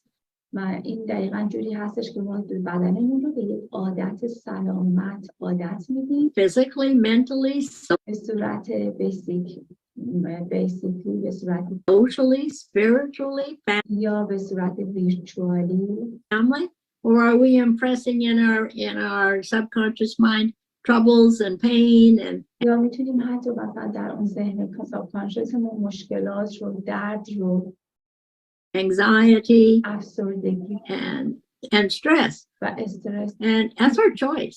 That's our choice, right? به خود ماست. It's our choice. We انتخاب ما هستش که بخوام چی تو سابکانشسمون بذاریم. But we don't. If we're not aware of that, then we can't change it. So پس ما اگه راهش رو یاد بگیریم میتونیم پس اینو تغییر بدیم. But you have to create awareness with your client. باید اول از همه باید شما هوشیاری رو با کلاینتتون ایجاد کنید. Sort of like what I'm trying to share with you is life is like a TV station. Life is like a TV station. زندگی میخوام چیزی که اینجا باید در می‌نویسم اینه که شما زندگی رو به چشم یک استیشن و ایستگاه تلویزیونی ببینید. It sends out many signals. که سیگنال های خیلی زیادی رو ایجاد میکنه. And we are free to choose. ما انتخاب داریم که شرق‌های مختلف رو داره. پس ما میتونیم انتخاب کنیم. ما آزادیم که انتخاب کنیم. To what channel or what perception به کدوم کانال رو با چه دیدگاهی میخوایم بریم. of life we want. And that این دقیقاً چیزی هستش که ما تو زندگی می‌کنیم. is impressed و این دقیقاً این همون ایمپرس شدن هست. into our subconscious mind. یعنی ما چجوری در ذهن ناهوشیارمون ایمپرس بشیم، نفوذ کنیم و تأثیر بکنیم. And then it manifests in our body. در نتیجه باعث میشه که روی بدن ما آشکار بشه، روی بدن ما خودش رو ظهور کنه. Just the same as you heard on that machine. دقیقاً حالتی که شما می‌خواید به صورت شیم ایجاد کنید. In other words, if I impress fear into my subconscious mind and I watch a TV channel that's only full of fear, that becomes my world. مثلا اگر من بخوام دنبال ترس باشم توی اون کانال ترس رو بزنم، در نتیجه زندگی منم جهان منم به همین شکل ترس ایجاد میشه و ترس رو میسازم در جهانم. And that's my reality. میشه واقعیت من. On the other hand, if I change the channel and find a happy channel and a channel that makes me laugh, همین شکل وقتی مثلا من کانال تلویزیونی رو عوض میکنم توی همین ذهنم میذارم روی کانال خوشحالی، that becomes my reality. اون میشه واقعیت زندگی من. So the world sends us many experiences. پس زندگی و ورد و کلام میتونه خیلی تجارب رو ایجاد کنه. Some are good, some are bad. بعضیش خوبه، بعضیش هم بده. But we have to choose پس ما باید انتخاب کنیم which one we are wanting in our life که کدومش رو ما تو زندگیمون میخوایم and focus on that. و رو اون تمرکز کنیم. And that's what hypnosis can help you with. و این دقیقاً چیزی هستش که هیپنوز میتونه به شما کمک کنه. Relaxed, focused concentration. ریلکس کنیم، متمرکز بشیم و تمرکز پیدا کنیم. Are we going to work on what we want? The other thing you have to realize is پس ما باید کار کنیم به اون چیزی که میخوایم. if you focus on the negative, you're going to get more. نکته دیگه این هست که اگه شما روی منفی ها تمرکز کنیم بیشتر منفی دریافت میکنیم. For example, if I tell you right now, مثلا الان من شما بگم do not think of an elephant. به فیل فکر نکن. Don't think of an elephant with درباره فیل فکر نکن. a long trunk. Don't think of an درباره فیل به مدت طولانی فکر نکن. elephant with big feet. درباره شیرینی صحبت فکر نکن. Do not think of an elephant. Think of anything else except me talking about an elephant. به هیچی فکر نکن غیر از فیل. Well, you can't do it. اما تو نمیتونی. You can't do it unless you say, I'm not going to listen and I'm going to think of a giraffe with a long neck. و در آخر میگی من نمیتونم هر کاری میکنم فکرم متفکر کنم که به فیل فکر نکن. So the more you try not to think of something, the more you're going to have that in your life. هر چقدر که شما روی نکردن و نداشتن و نه یه چیزی فکر کنین بیشتر از اون بیشتر میاد سراغتون. For example, again, if you مثلا tell your husband, don't forget to pick up butter. مثلا شما ممکنه که به همسرتون بگین یادت نره که بادر رو برش داریم. What you've told him is forget to pick up butter. Because چیزی که شما دقیقاً بهش میگین که یعنی فراموش کن که بادر رو برداری. he doesn't hear the word don't. برای اینکه اون نمیشنوه کلمه don't رو نکن رو. If you want your children to behave better, مثلا اگه میخوایم بچه‌هاتون رفتارشون بهتر بشه، you tell them what you want, not بهشون بگین چی میخوان، what you don't want. نگین چی رو نمیخوان. If you use distraction with babies, right? You show them something else to look at so that they don't burn their hands on the stove. برای همین مثلا شما توی این حالت شما دقیقاً دارین بهش راه دیگر رو حتی با نگفتن یاد میدین، یعنی مسیر دیگر رو حتی با این طریق بهش یاد میدین که اینا بیشتر میرن به سراغ اون مسیری که توش نبوده. But if you just focused on don't burn your hand on the stove becomes the center of the child's مثلا بهش میگین که دستتو نسوزونی رو گاز. دقیقاً گاز میشه مرکز توجه ذهن. attention. So you use a distraction technique و شما از این تکنیک دیسترکشن و تمرکز و قطع حواس به این استفاده میکنید to show them a toy on the other side of the room. که داریم بهش میگیم که بریم به سمت جای دیگه اتاق. We forget to do that as adults.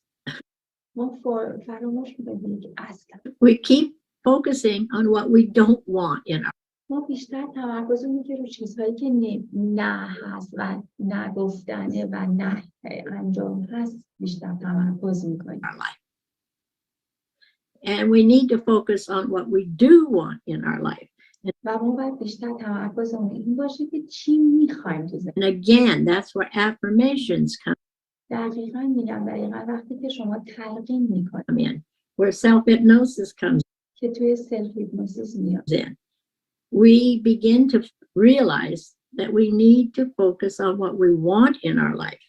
ما یاد میفهمیم که باید فوکوس کنیم به اون چیزی که ما میخوایم تو زندگی. Too many of us spend time on thinking on what we don't want. برای اینکه بتونیم اون رو به محل ظهور برسونیم، اون چیزی که میخوایم ببینیم. And we think that's going to help. It'll never help you. در صورتی ما بیشتر به اون چیزی که نمیخوایم اتفاق میفته میپردازیم، اون رو میگیم و فکر میکنیم اتفاق نمیفته. در صورتی که این امکان پذیر never help you. If you think کمکتون نمیکنه. I don't want tension, I don't want this مثلا هی میگی من تنشن دوست ندارم، من دوست ندارم stress, I don't استرس دوست ندارم، want this, I don't want من نمیخوام that. All you're focusing on is what you don't want. برعکس میشه. دقیقاً تمام فوکوس و تمرکز شما میره تو چیزی که شما نمیخواین. So for childbirth, what are you going to do? You're going to focus خب برای زایمان شما چی کار میکنید؟ on the kind of birth you want. ما باید تمرکز کنیم رو نوع زایمانی که ما میخوایم. You're going to make a birth plan. ما باید یه نقشه زایمانی ایجاد کنیم. You're going to practice relaxation. ما باید ریلکسیشن رو تمرین کنیم. You're going to learn and understand your body, how it works. باید یاد بگیریم به بدن چطور کار میکنه. You're going to become involved in what you want to evolve it in your life. باید شما درگیر بشین به اون چیزی که میخواین و خارج بشین، خودتون رو بیرون بیارین از اون چیزی که نمیخواین. Focus on what you want. تمرکز کنین رو اون چیزی که میخواین. Focus and that will become your life. و اون میشه زندگی. It's about the power of positive thinking. این در با قدرت تفکر مثبت. Hypnosis, meditation, hypnosis, meditation, affirmation, تلقین can all impress in your life what you want to express. دقیقاً میاد تأثیر میذاره در زندگیتون و برای اون چیزی که میخواین شما بروز کنید. And that's where the phrase comes in. We think in secret, but it comes to pass. Environment. یه مثالی هست میگه ما فکر میکنیم به چیزها اما این میاد از گذشته. Is but a looking glass. باید از یه شیشه نشون داده میشه. What do you do? You're going to focus on the kind of birth you want. You're going to make a birth plan. You're going to practice relaxation. You're going to learn and understand your body, how it works. You're going to become involved in what you want to evolve it in your life. Focus on what you want. Focus, and that will become your life. It's about the power of positive thinking, hypnosis, meditation, affirmation can all impress in your life what you want to express. And that's where the phrase comes in. We think in secret. یک اصطلاحی هستش که مسئله هست میگه ما توی سیکرت و توی راز فکر میکنیم. But it comes to pass. اما توی گذشته میاد. Environment is but a looking glass. و محیط دارن و محیط اطراف این environment نگاه میکنه به شیشه. If you have things in your life you don't want, اگه چیزهایی تو زندگی داری که نمیخوای، you need to change شما لازم هست که عوضش تغییرش بدید. the image تغییر بدید تصویرش of yourself and of تو درون خود the experiences that you're having. و تجربه که میخواد برش اتفاق بیفته. The next thing you need to do is act. و قسمت بعدی که باید شما انجام بدید عمل کرده. You need to physically act by شما باید به صورت فیزیکلی عمل کنید. in the environment you want. دقیقاً اون چیزی که شما میخواید. You want happy friends? شما دوستان شاد دوست دارید؟ Then you have دوستان شاد میخوان. hang around with happy friends. پس باید با آدم‌هایی که شاد بگردید. Because all of this is being impressed into your subconscious mind. اون تمام اینها تاثیر میذاره روی ذهن subconscious And will express in your life. و روی زندگی واقعیتون اکسپرس میکنید، تظاهر میکنید. You want to lose weight? میخواین وزن کم کنید؟ You hang around with the thinnest friend you know. باید با اون دوستانی که لاغرن و میشناسین بیشتر دورشون بگردید. Doesn't have to be a skinny person, the thinnest friend you know. لازم نیست که آدم استخون روی استخون باشه، همون دوستایی که میشناسید. And you do what that person does. و شما واقعا به اون فردی میخواین میرسید. That is then impressed into your subconscious mind. این دقیقا میشه همون ایمپرس تحت تاثیر قرار دادن ذهن ناخودآگاهت. And will express in your body. و این تظاهر میکنه روی بدنت. You want to learn how to play the piano? You مثلا شما میخواین یاد بگیرید که چجوری پیانو بزنید. hang around with people that are learning the piano. You get پس بعد دور با اطراف بگردید که بیشتر توی پیانو. a piano teacher and you get a piano and you become involved to evolve. So all پس باید با افرادی بگن که پیانو بشه، مثل معلم‌های پیانو. پس باید برای اینکه بخوایم اینوالو شین، باید درگیر بشین، بعد خودتون رو بیرون بیارین از خیلی چیزا. of these things apply on many different levels. اینها در درجات مختلف میشه اپلای کرد، اجرا کرد. Same thing with spiritually, همین چیزها میشه خیلی از معنوی، physically, فیزیکی باشه، socially. اجتماعی باشه. You want more friends, then دوست بیشتر میخوای داشته، you have to become friendly. پس بعد خودت دوستانه بشی. So life is very simple. زندگی خیلی ساده است. Once you understand the principles, همین که شما دی پرینسیپل و دستورالعمل‌ها رو بفهمید، you get involved in the law of attraction, you get شما دقیقاً می‌دونید دیگه یاد می‌گیرید که چجوری جذب عشق بکنید، involved in increased self-confidence. به اعتماد به نفس بالا برسید. But it's a choice. It's اما این انتخاب simply a choice, این دقیقاً یک انتخابه. like learning to walk. کجا میخواین شما قدم It's بزنید؟ a choice to learn to walk. این انتخابه که یاد بگیرید کجا قدمتو بذارید. It's a choice to learn to talk. این انتخابه که شما یاد بگیرین تو کافه Play the piano. یا بازی کنین یا پیانو بزنین. There was a piano guy that was really, really good one time. یک راهنمای مربی پیانو بود. And all of his, he was in the audiences, and some lady came backstage when و توی جلوی مخاطبان زیادی شنوندگان زیادی قرار گرفت و خانمی اومد and she said, "Oh my goodness, you're maestro, you're so wonderful. و شروع کرد با اوه خدای من تو عالی بی‌نظیر. I'd give my life to play like من زندگیمو میدم که این نوازندگی رو یاد بگیرم. you do." And he said, "I did. و اون گفت من همین کارو کردم. I did." من این کارو کردم. That was his focus. این دقیقاً تمرکز اون بود. And we can, the marvelous thing is we can change our focus and become و ما میتونیم بی‌نظیر و شگفت‌انگیز و درخشان بشیم در چیزهایی که بخوایم. amazing people.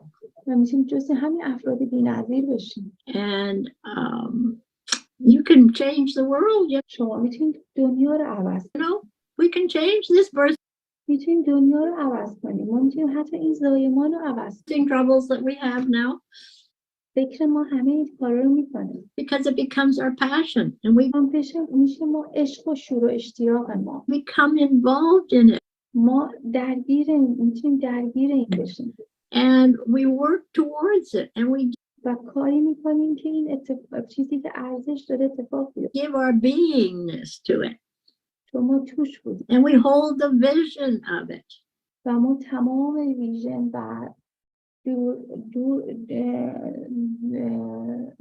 آینده در اون میبینیم. And all of those things are going to attract, just like you did, Lily. Come on. دقیقاً تمام چیزهایی که ما میخوایم رو ما جذب میکنیم و جذب میکنیم تو این مسیر. مثل کاری که تو کردی لیلی. You're attracting people that want to change تو جذب میکنی آدم ها رو که میخوان دنیا رو عوض the world. But you had to have that idea first. Right? اما تو اول باید اون ایده رو اول داشته باشی. Correct. Yes, right. Yes. درسته تو این کاری کردی. بله درسته. So is that not amazing? این واقعا شگفت انگیز نیست؟ And then people say, well, how did you do all that? بعد مردم میگن که تو چجوری این کار رو انجام دادی؟ Because she wanted it so bad that she started acting on the idea. چطور تونست این کار رو انجام بده؟ برای اینکه اون شروع کرد که انجام بده بر اساس اون چیزی که میخواد. And that's what we have to teach our pregnant moms, to این دقیقاً چیزی هست که ما باید به زنان باردار یاد act on the idea. که عمل کنین. اون ایده‌ای که تو ذهنتون هست بهش عمل کنین. You want a wonderful birth? شما زایمان بی‌نظیر. How are we going to manifest that? When I was a counselor این دقیقاً جوری هست که باید اینو نشونش بدی. for years, the first time the lady came into my office, she could tell me her troubles. She could tell me her troubles. دقیقاً چیزی هست که اتفاق میفته هنوز. وقتی که یک مادر میاد به مطب من میاد در تو مشکلاتش میگه. The second time she came into my office, we were talking nothing but دفعه دوم که میاد به مطب ما درباره هیچ چیز صحبت نمی‌کنه. solutions and what we're going to do to make بیشتر در رابطه با راه حل هایی که میتونیم ما با هم صحبت کنیم her life wonderful. که چجوری زندگیمون رو شگفت انگیز کنیم. We can talk endlessly about how ما میتونیم بی نهایت صحبت miserable we are and چقدر ما بدبختیم. میتونیم همش در رابطه با بدبخت بودنمون و بیچاره بودنمون صحبت کنیم. how much fear we have چقدر ما گریه تو and whatever. و خیلی چیزا. But you know, that'll never get you out of it. اما اون کمکت نمی‌کنه که تو ازش بیرون بیای. That'll never get you out of it. The only نه هرگز نمیذاره ازش بیرون بیای. way to get out of it is to act میدونی که میتونی ازش بیرون بیای وقتی هستش که تو عمل کنی and change و تغییر کنی. start focusing on the solution. شروع کن که تمرکز کنی روی راه حل. You remember we've had many talks یادت میاد ما خیلی با هم صحبت about just go ahead and do it. بهت گفتم فقط برو به جلو. برو جلو. Yes, exactly. You were meditating or you were hypnosis us. Exactly. بله دقیقاً یادم میاد. واقعا انگار همیشه مدیتیت میکردی، هیپنوز میکردی. Okay, so Yeah. so what is hypnosis then? بله دقیقا هیپنوز چی هست؟ Hypnosis is the world we live in all the time, really. هیپنوز همون جهانی هستش که ما داریم توش زندگی میکنیم. Are we hypnotizing ourselves to be ما واقعا خودمون هیپنوتیز نمی‌کنیم wonderful people? که آدم‌های شگفت‌انگیز رو ببینیم. I think so. ما این کار داریم انجام میدیم، مگه ما این کار رو با هم نمی‌کنیم؟ It's not mysterious. اینا خیلی مرموز نیست. I don't want people to be afraid. من نمیخوام مردم بترسن. You will. A hypnotist is doing nothing but guide you هیپنوتیزم کاری نمی‌کنه، فقط تو رو راهنمایی، تو رو مسیرت رو مشخص می‌کنه. into learning how to achieve گاید می‌کنه، تو رو راهنمایی می‌کنه که چجوری به اون چیزی که می‌خوای برسی the person you wish to be. و به اون فردی که می‌خوای بشی. They're helping you relax. بهت کمک می‌کنه ریلکس شی. There's many ways to enter hypnosis. You راه‌های زیادی هست که بهتون هیپنوز کرد.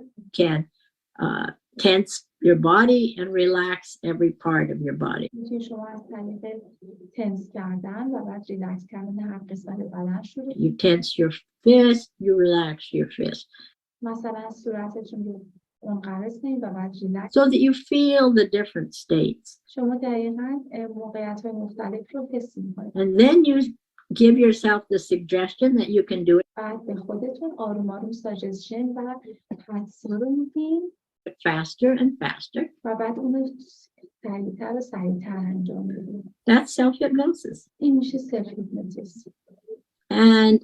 But some people, but then we have to watch our words too.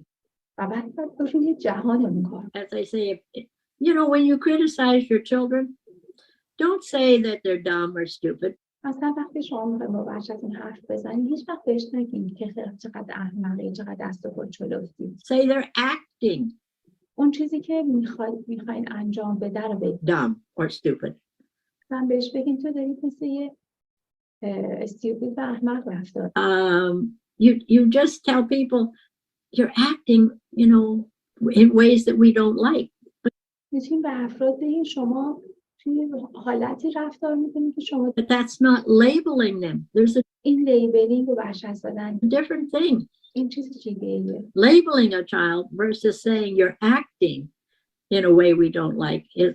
مثلا وقتی به بچه برچسب میزنیم بر اساس اون میگیم که اون تو کاری میکنی که ما دوست نداریم. Can change an entire experience for him. میتونه تمام تجربه کاملا در اون فرد عوض کنه. And we label ourselves like من سعی میکنم به خودم برچسب بدم. I am, I can't do that. اینجوری میگم که من میتونم این کار رو انجام بدم. این برچسبی هست به خودم میزنم یا من این هست. I can't do that. It'd be better to say to yourself, این خیلی بهتر هست. I can't do that now. تا بخوام بگم که من اینو نمیتونم الان انجام بدم. But I can do it later. اما میتونم بگم من بعداً میتونم، ممکنه الان نتونم انجام بدم، بعداً انجام میتونم بدم. Or I can get it, or I can have it. من میتونم اینو به دست بیارم، من میتونم اینو داشته باشم. Do we have any questions from any people? Fatima Navidi is written because the pain got chronic. I can't ignore it. If I don't focus on it, am I right? خانم نویدی میگن که وقتی که دردمون خیلی مزمن میشه من نمیتونم ندید بگیرم. آیا درسته؟ And Tahir placebo and nocebo effect. طاهره میگه پلاسیبو و نوسیبو هستش که درسته. And from Fatima, wow, that's great. Mrs. Johnson, you are wonderful. فاطمه خانم جانسون شما بی‌نظیری. She's so lucky that have you, your grandchild. She's نوتون چقدر خوشبخته که شما رو داره. talking about your grandchild. And about Fatima is written, sometime I ask them to calm down number 4 by 4. Then their mind change from pain to counting. فاطمه میگه من بعضی وقتا مراجعینم میگم که از شماره 4 به 1 برعکس بشمار در حالی که ذهنشون از درد از غیر متمرکز میشه. Yes. can't hear. Distraction technique. بله به این میگیم تکنیک حواس پرتی Distraction technique یا دیسترکشن تکنیک. works every time. همیشه کار میکنه. distraction تکنیک جواب دیسترکشن رو به این میگن. بله که بگین شماره 4 از 4 به شماره برگرده. عزیزان متوجه شدی یا اینکه میخواین من یه خلاصه فارسی بهتون بگم یا میخواین از الان به بعد یه مقدار خلاصه بعضیا رو بگم براتون؟ فکر میکنم همه متوجه شدین که سوالاتتون بله عالی. پس خانم طاهره گفتن بله yes. خلاصه بگم. Okay, they're asking me, okay, Fatima Fahim, very good. Most of them they understood, but some of our Persian language students, they ask me to describe in brief in Persian as well. Okay, sure. Okay, I will try from now. داشتیم تا الان اینو میگفتیم که در طور خود هیپنوتیزمی داریم صحبت میکنیم. اول از همه شما باید یاد بگیرید خود هیپنوتیزم کنید که تا اینجا صحبتایی که کردیم رو خیلی مفصله که بعداً در ترجمه براتون میگیم. بعد از خود هیپنوتیزمی وقتی شما این مهارت رو پیدا کنید میتونید روی دیگران هم کار کنید.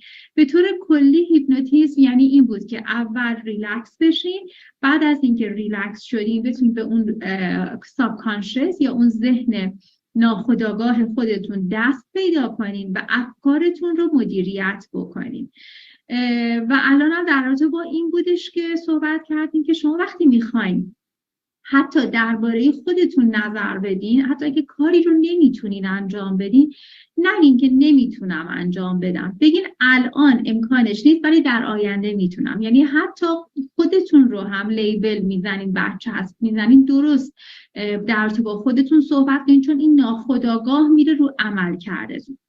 و موارد دیگه که حالا خیلی کلی بخوام بهتون بگم از ابتدای صحبت این بودش که وقتی که شما چیزی رو بگین انجام نده، برعکس این میره توی ساب کانشس و ذهن ناهوشیار فکر کنم میشه و برعکس این اتفاق میفته. پس توی استفاده از کلمات خیلی سعی کنید، دقت کنید. مورد بعدی این بودش که گفتن که هر آنچه که شما آشکار کنید این اتفاق میفته. اگر شما به فرض میخواین که این زایمان اتفاق بیفته، باید این رو اجرایش کنین، یعنی فرد رو ازش بخواین که تصور کنه، این رو بیان کنه و اجرا بشه. اگر میخواین موفق بشین باید آشکار کنین. اگر میخواین که دوستان به قول معروف میخواین لاغر بشین، با دوستان لاغر بشینین. باید هر آنچه که میخواین رو آشکار کنین، بیان کنین و ترای کنین، تلاش کنین که انجام بدین. یعنی اینکه به فرض به جورایی، یعنی اینکه حتی اگر نیستین ولی سعی کنید به اون سمت افراد رو انتخاب کنین، مسیرتون رو انتخاب کنین و بیانش خیلی مهم هست. مورد دیگه، چیز دیگه من چون خیلی مبحث، یه ساعت مبحثه، چیزی که بخوام خیلی خلاصه بگم.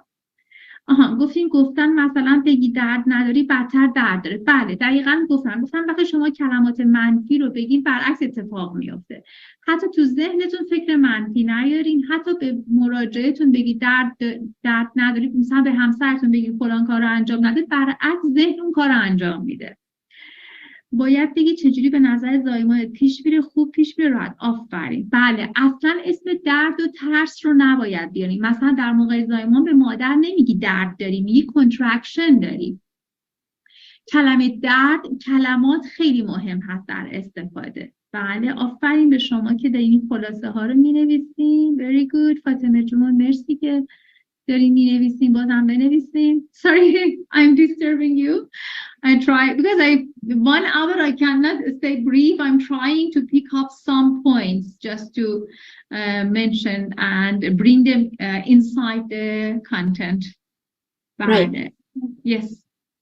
All if right. you don't mind, I will try to a little explain in Persian after your text. Thank you.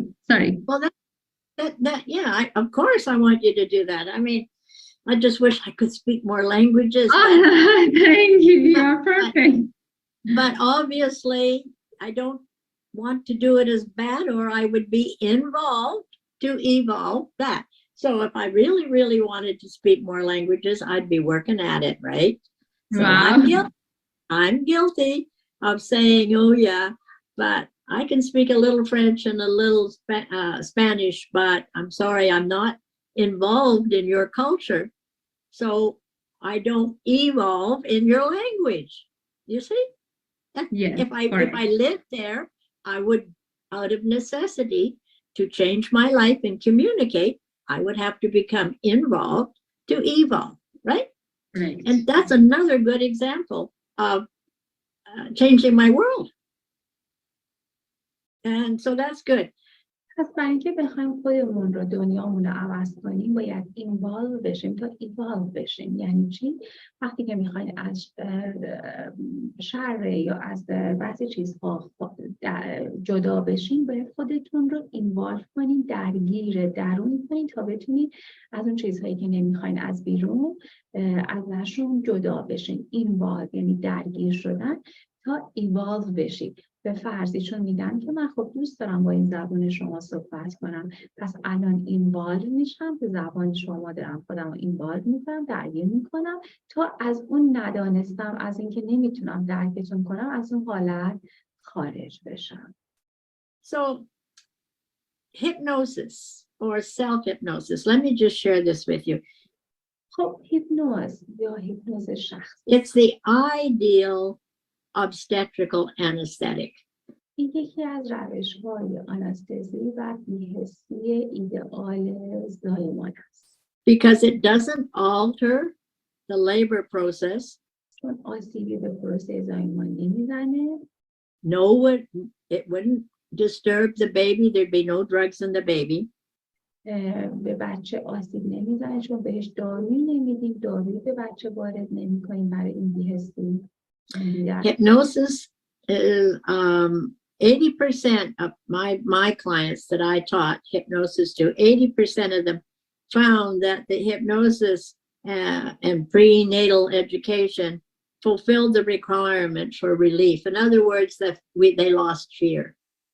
هیپنوز برای هر مادری که می‌خواد زایمان کنه لازمه، چون این ترسشون رو کم می‌کنه. They lost fear of contractions. چون اونها ترس کانترکشن ها رو از دست میدن. I taught them how their body worked. من بهشون یاد میدم که چجوری بدنشون کار میکنه.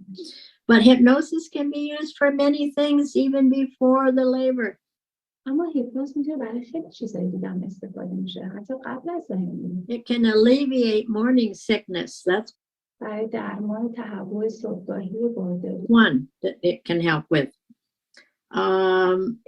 It can eliminate the tensions and the میتونه اضطراب رو کم بکنه. negative comments that people maybe give them in pregnancy. Oh, my body was this and my body did that. میتونه حتی از بین ببره خیلی از فشارها و استرس‌های منفی که دیگران در دوران بارداری به مادر میدن. مثلا میان به مادر میگن اوه من اینجوری بودم، من نتونستم، من این اتفاق افتاد تو دوران بارداری، اینجور شدم، که این حسای منفی رو به مادر میدن و با هیپنوز میتونی اینو حذف کنی. They can focus on having a healthy body. شما میتونید بر روی بدن سالمتون اینجا تمرکز کنید. It can help the expectant mother sleep better. کمک میکنه که به مادرهای باردار که بتونن خواب بهتری داشته باشن. Can learn how to practice relaxation when she just goes to bed. و باید قبل از اینکه برن به رخت خواب اون ریلکسیشن رو تمرین کنن. So she can sleep better and get more comfortable. در نتیجه خیلی بهتر میخوابن. Can we explain a little till now for them very short? Sure. Thank you. ما در این درس با هیپنوتیزم صحبت میکنیم. هیپنوتیزم یک روش بی‌حسیه، مثل آنستزیا میمونه.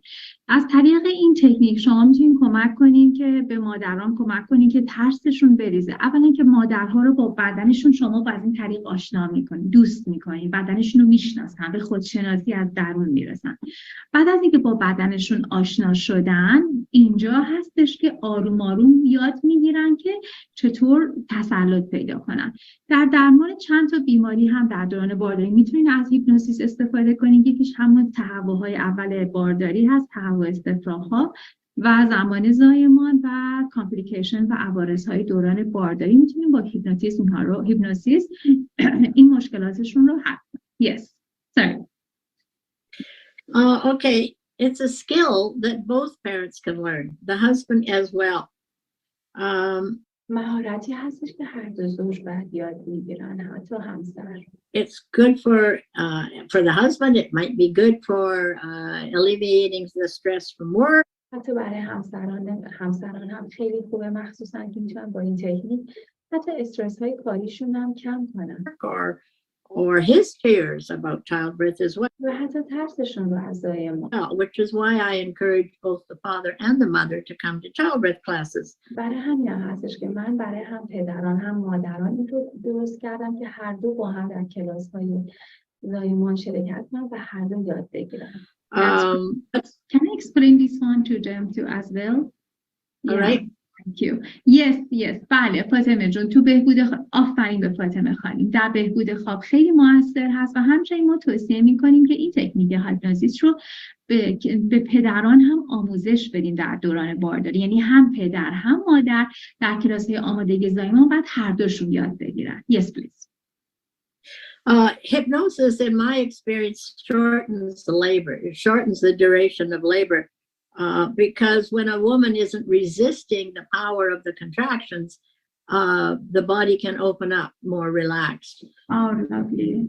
هیپنوزیس باعث میشه که زمان لیبر رو کوتاه میکنه، چون وقتی که مادر ریلکس میشه بدنش، اون دایلیشنش خیلی سریعتر اتفاق میفته. Because if a mother is in labor and the contraction is trying to open and she's tightening out of fear, she tightens the muscles in her legs, she tightens her face, everything's tight, then the contraction cannot gently open up. Right. بلکه در زمان لیبر وقتی شما میبینین وقتی که مادر ترس داره، در اثر ترس کاملا کانترکتد میشه، عضلات قفل میشن، در نتیجه مادری که ترس داره نمیتونه دایلیشن داشته باشه. ولی در هیپنوزیس شما مادر رو ریلکس میکنین، در نتیجه ناخودآگاه این گرفتگی و کانترکت عضلات رو از بین میبره و راحت دایلیشن اتفاق میفته. But if when she has the power of a contraction, she can picture, visualize, and feel that the body is gently opening up. She feels that circle getting bigger. She pictures every contraction is opening her body for the baby to come out. That would be a visualization. از تکنیک ویژوالایزیشن یا همون تجسم سازی تو این مرحله میتونی استفاده کنی. از مادر بخواین که کاملا ذهنش رو ببره به اون طرف که بگه دارم آروم آروم باز میشم، یعنی دقیقاً این رو احساس کنه و لمس کنه. وقتی به اون ویژوالایزیشن رسید این اثر کاملا تغییر میکنه و اثر میذاره. Okay, I found it could reduce in first-time mothers 2 to 3 hours, and in second-time mothers about an average of 2 hours, just because she's relaxed in the early stages of labor, and she's also relaxed more when the contractions get stronger, because she knows what's happening. Yeah. First stage of labor will reach to 2-3 hours. در مادرهایی که هیپنوزیس رو شما انجام بدین، دیوریشن و طول فرست استیج لیبر به 2 تا 3 ساعت میرسه در شکم اول ها.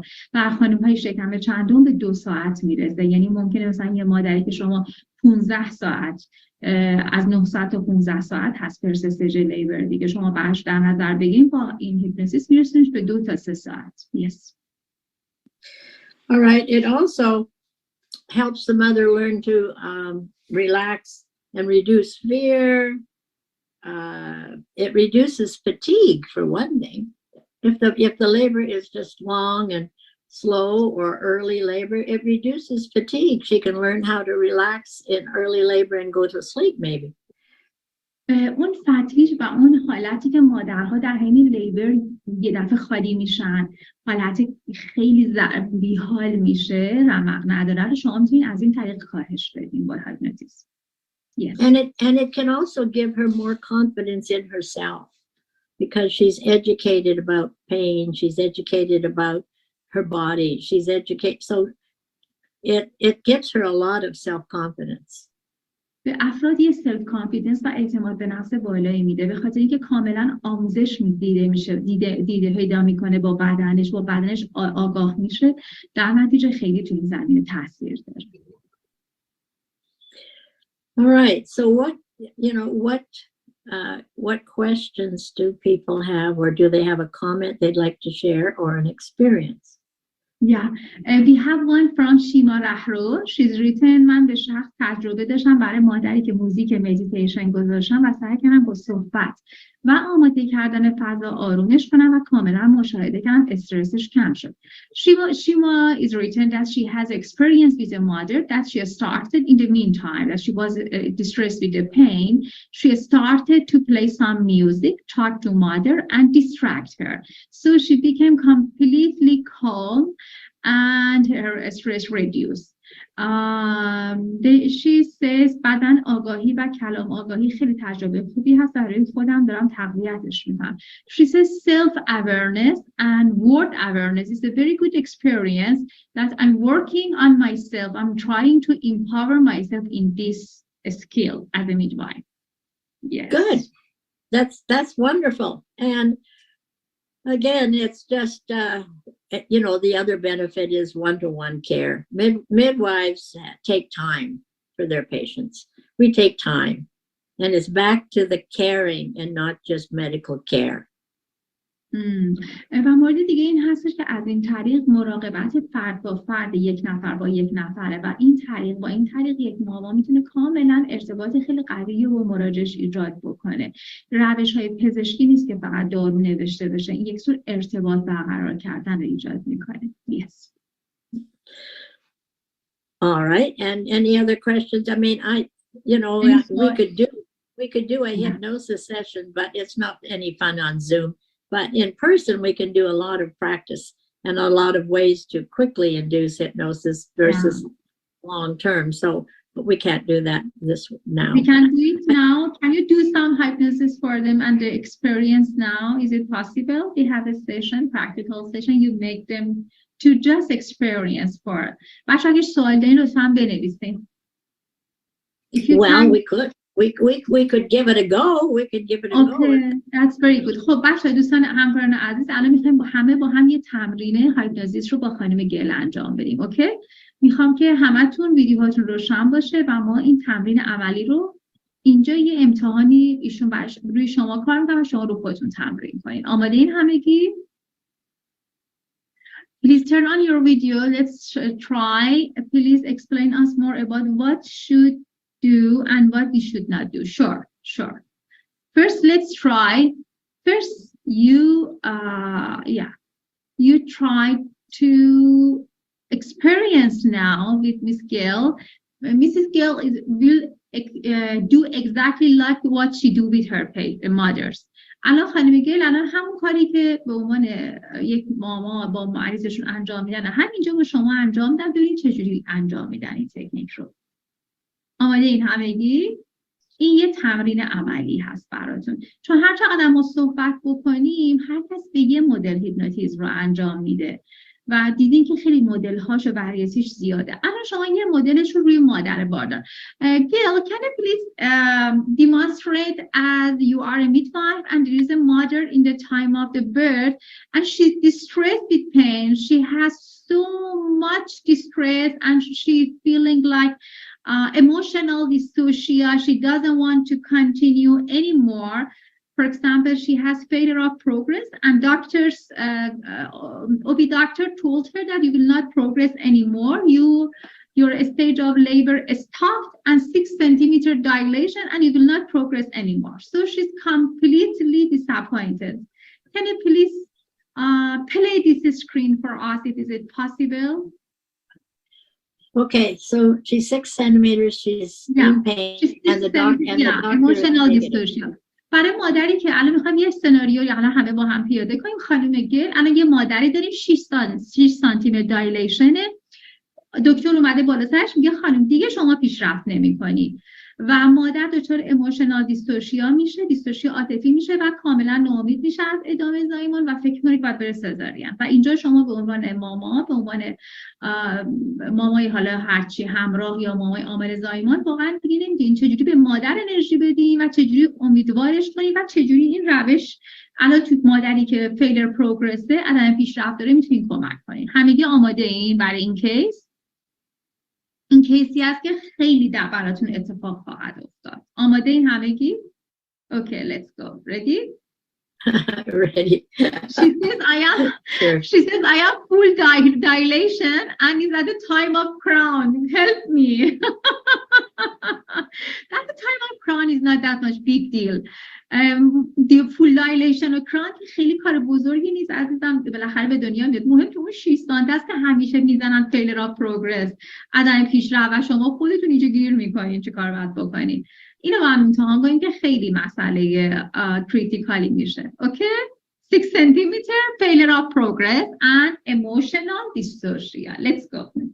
Okay. Well, first of all, it would depend on my relationship with her. Am I her midwife, or am I just coming in to save the day? So it would depend on that. Let's assume that somebody's come and asked for my help in labor, but I don't know the lady.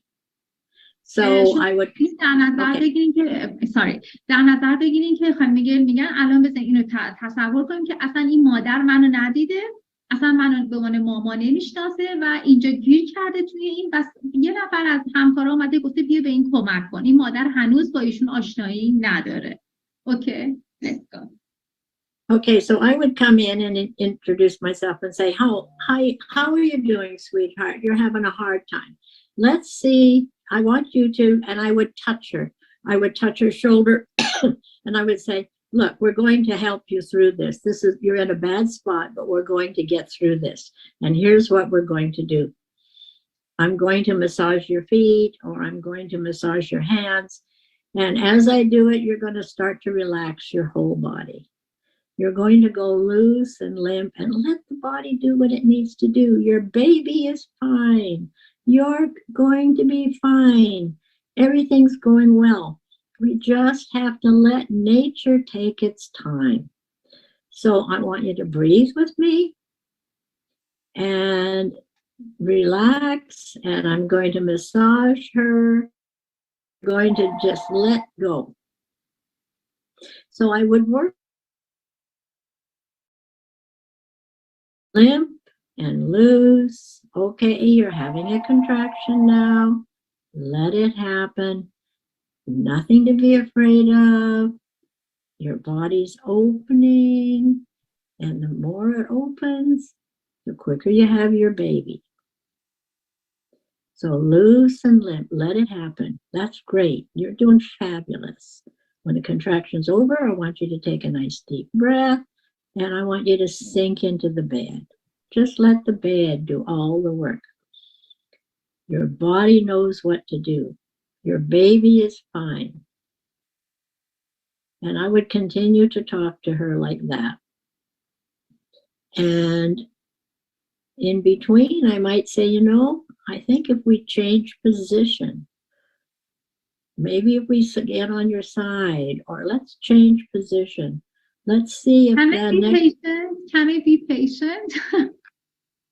Sure. I'm not able to continue, Gail. Doctors told me my delivery is very hard and I cannot have vaginal delivery anymore. Well, that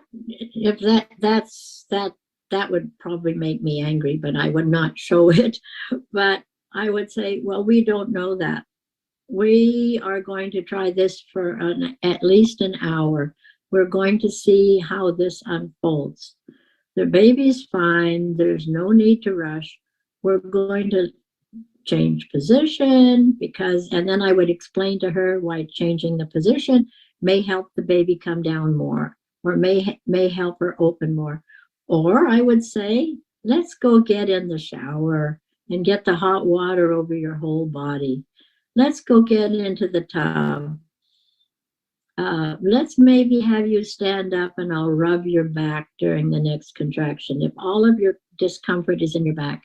But so I would give suggestions that would have her believe that can help. And you all know changing positions can help. So again, we're back to faith.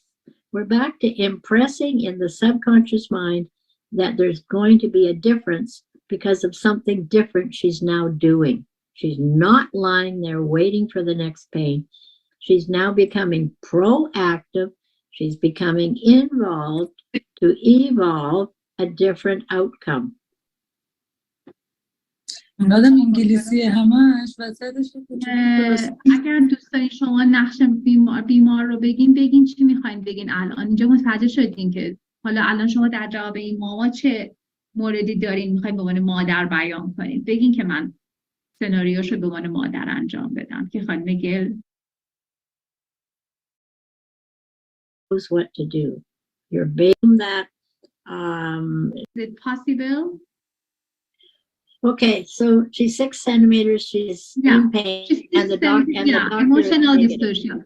برای مادری که الان میخوایم یه سناریو یا الان همه با هم پیاده کنیم خانم گل الان یه مادری داریم 6 سانتی متر دایلیشنه دکتر اومده بالا سرش میگه خانم دیگه شما پیشرفت نمی‌کنی و مادر دچار ایموشنال دیستورشیا میشه دیستورشیا عاطفی میشه و کاملا ناامید میشه از ادامه زایمان و فکر کنید باید بره سزارین و اینجا شما به عنوان ماما به عنوان مامای حالا هرچی همراه یا مامای عامل زایمان واقعا دیگه نمیدونین چجوری به مادر انرژی بدیم و چجوری امیدوارش کنیم و چجوری این روش الان تو مادری که فیلر پروگرسه عدم پیشرفت داره میتونین کمک کنین همگی آماده این برای این کیس این کیسی است که خیلی براتون اتفاق خواهد افتاد. آماده این همگی؟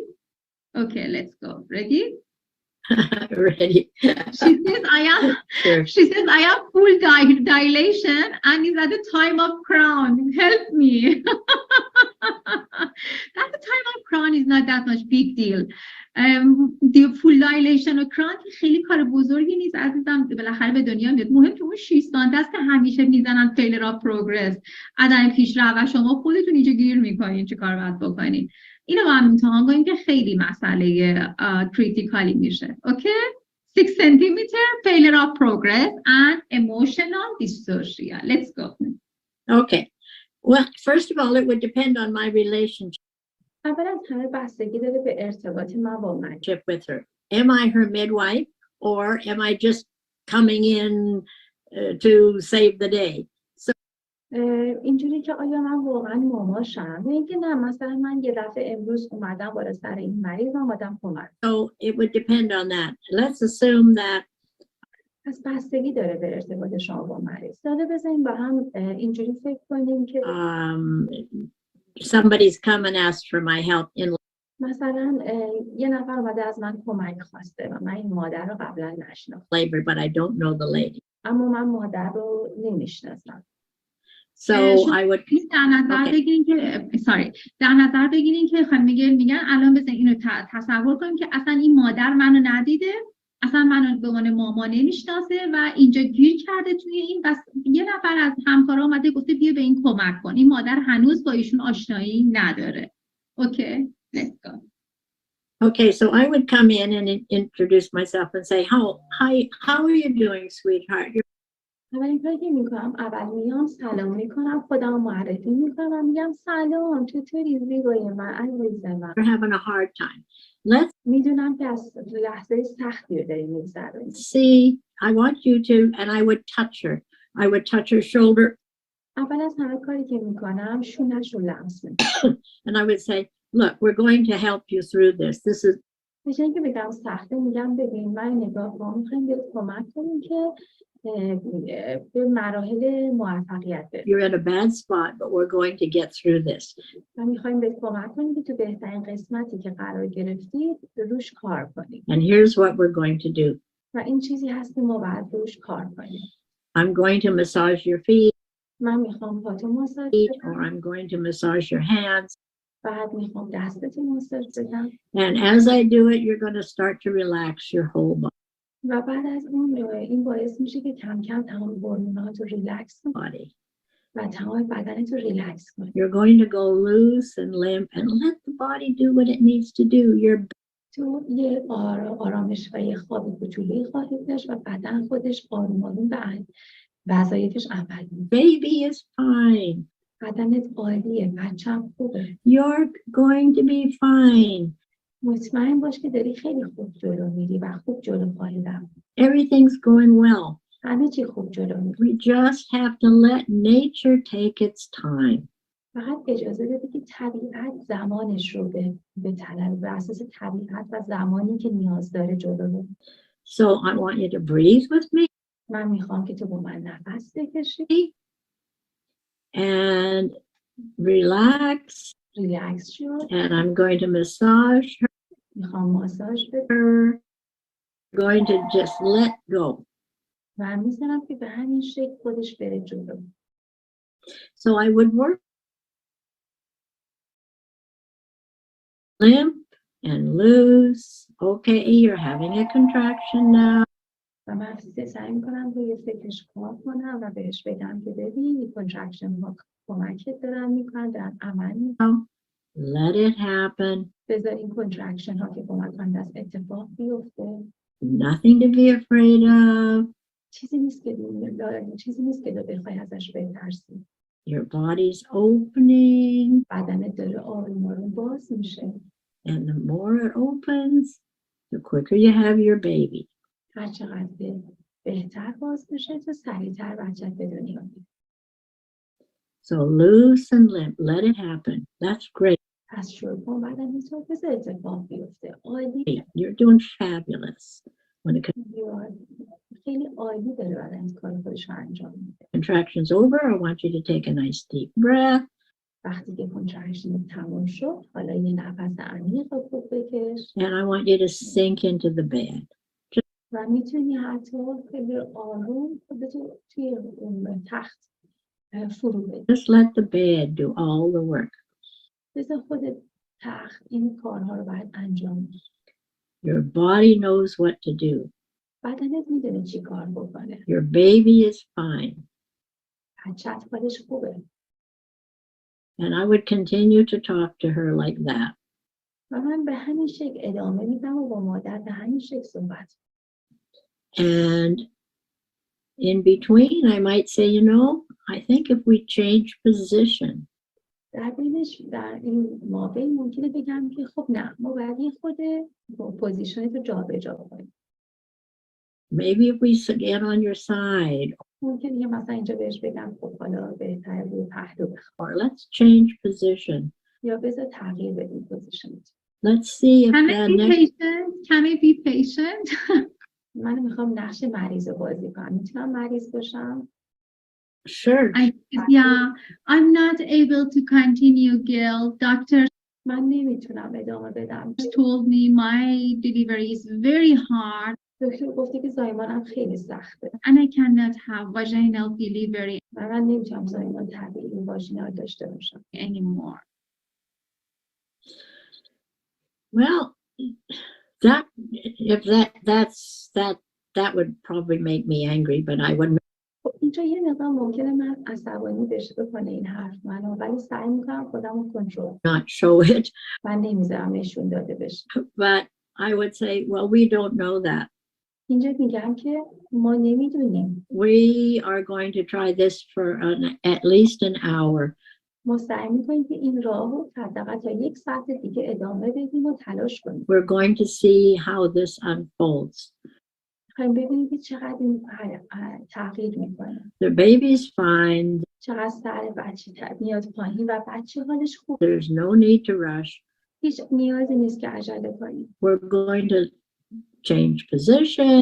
و یه خود پوزیشن رو عوض میکنیم. Because, and then I would explain to her why changing the position. و بعد بهش میگم چرا باید پوزیشن رو عوض کنیم. توضیح بعدم براش میدم که علتش چیه.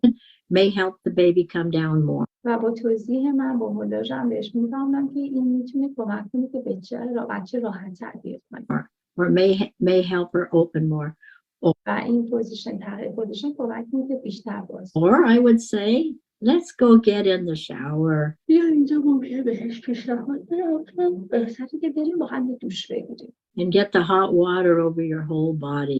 و این آب گرم بذار روی بدن سرازیر شه. Let's go get into the tub. بذار بریم توی بهت کمک کنم بری توی بان. Let's maybe have you stand up and I'll rub your back میتونم اینجا پیشنهاد بدم که پشتشو براش ماساژ during the next contraction if all of your discomfort is in your back.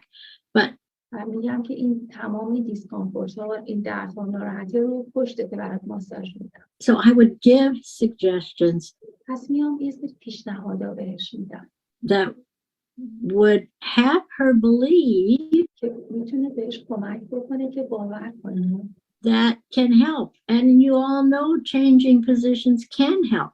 که میتونه کمک کنه و تغییر پوزیشن هم میتونه کمک کنه.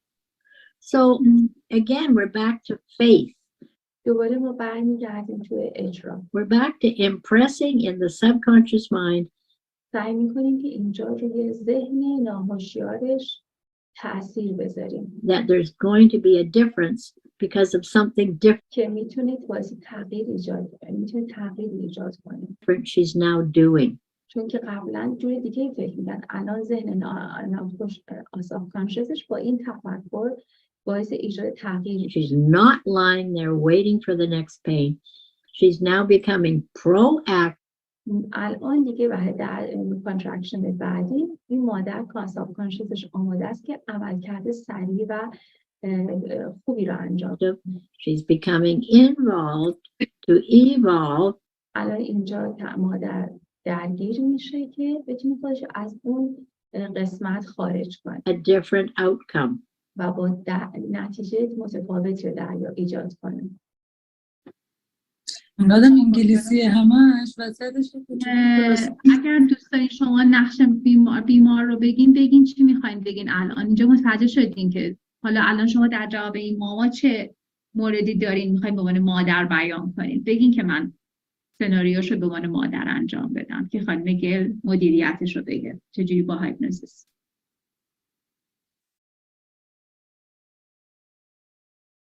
Okay. In this time, as a mother, I think, Gail, I have too much pain, and I took shower. Okay, I took shower, but still I have too much pain. I can't tolerate this pain. Okay, they are writing, and I'm trying to behave like their scenario. Right. Okay.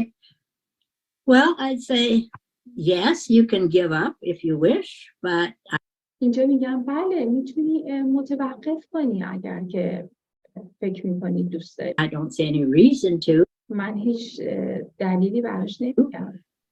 Do you really want a vaginal birth? I mean, واقعا تو میخوای زایمان واژینال داشته باشی؟ sometimes we don't know. بعضی وقتا ما نمیدونیم. I remember now, I don't know this woman. That's the scenario. I didn't. من اینو میدونم که من اینو نمیدونستم و این یک سناریو و یک برنامه‌ای که داشتم. Meet her before, so که قبلا اتفاق افتاد برام. I don't know much about her. ما واقعا نمیدونیم بیشتر درباره‌اش. So I in between contractions, I may have that. خب اینجا بین کنترکشن ممکنه من اینو داشته باشم. I may say, I can't decide for a woman her life. اینجا ممکنه بگم که من تصمیم گیرنده برای زندگی یه خانم نیستم. So we have to say, do you really want to continue? و اینجا میگم که واقعا میخوای ادامه بدی؟ Because I know you can do this. I know چون من میدونم تو میخوای اینو انجام بدی. you can. من میدونم تو میتونی. Let's try this, or بذار اینو امتحان کنیم یا. I would continue to talk to her like that. و من اینجا آروم ادامه میدم. Until she finally said, I don't want to try anymore. مگر اینکه خود مادر بگه نه من دیگه نمیخوام ادامه بدم. I can't make her try anymore. من نمیتونم کاری کنم که اون بیشتر انجام بده. But usually changing positions, usually getting a fresh, like I would be a fresh energy. ولی معمولا تغییر پوزیشن و یا اینکه تازه کردن فرد، ریفرش کردن فرد، I would bring fresh energy into the یا دادن یه سری نوشیدنی های تازه کنم. room. And if she saw me as an authority and اگر خب این من رو به عنوان یک فرد قدرتمند و تصمیم گیرنده بشه، come on, get out of that bed. میتونستم سریع اینو بگم بهش و بگم بلند شو بیا از تخت. We're going to do this now. This is بیا با هم این کار انجام. going to help. Because if she believes me, چون اگه اون به من اعتقاد داشته باشه، she's going to manifest it. و اونو دقیقاً اجرا میکنه Remember, I told you, و منفیس میکنه، آشکار میکنه در عمل. the Yes. subconscious mind cannot tell the difference between an imagined situation and a real situation. چون بهتون در ذهن گفتم که در ذهن سابکانشس اون نمیتونه بین واقعی و تصور تفاوتی بذاره. So if I come in and say, oh, you've been in labor for a while and you're و من اینجا این وسط ممکنه بیام و بگم خب تو به زودی لیبر خواهی داشت. 6 centimeters, that's marvelous. And شما 7 سانتی عالی. now we need to continue. You're soon پس تو نیاز داری که ادامه have your baby. Contractions که بچه به دنیا بیاد. contraction come closer together, which means you're going داره هی به هم نزدیک میشه. یعنی چی؟ یعنی که داره بچه تو زودتر به تولد نزدیک. to have a faster labor. یعنی شما لیبر سریع خواهی داشت. Oh, it took you 10 hours to چقدر قشنگ. get to 6 centimeters. Well, این همه وقت زحمت کشیدی به 6 سانت رسیدی. it's only going to take you 3 hours این ممکنه فقط یه 3 ساعتی مونده باشه to have to do the rest of it. که برای باقی موندهش مونده باشه. So you have to give positive suggestions, پس باید بهشون حدس‌های مثبت بدی. positive words, کلماتی که مثبت استفاده کنی. as well as soothing words. و خیلی آروم این حس تغییر میکنه. You cannot just make someone relax, but you شما نمیتونید کسی رو ریلکس کنید. can make them energize that this person, me, is going to make a change in their experience. ولی میتونید این انرژی رو به فرد بتونید بدین که اون فرد بتونه این تغییرات در تجربهش ایجاد If they want it. البته اگه بخوام. Yes. And mother says, I have a لگنم تنگ نمیتونم زایمان کنم. I have a small pelvic and I can't have birth. I can't have vaginal birth. Well, who told her that? خب کی بهش اینو گفته؟ The doctor? She says my sister was like this. خواهرم مثل من بود. And after that, my sister was the same. And after that, she went for cesarean section. خواهر منم مثل من بود و برای همینم سزارین شد. What we should answer. چجوری بعد اینجا پاسخ این مادر رو با کلام؟ Well, being a midwife, I would probably ask her if I could check her pelvis for her. And then به عنوان ماما من اول سعی میکنم که یه بار دیگه شکم شما اینه. and I would say, oh my goodness, absolutely not. بعد اینجا بهش میگم نه از پلویست البته که هیچیش نیست. پلویس لگن خیلی خوب. That no. I've had mothers tell me that they can't get میگم نه اصلا اینطور. the baby out and I can put my hand in all around the head and my fingers are thick.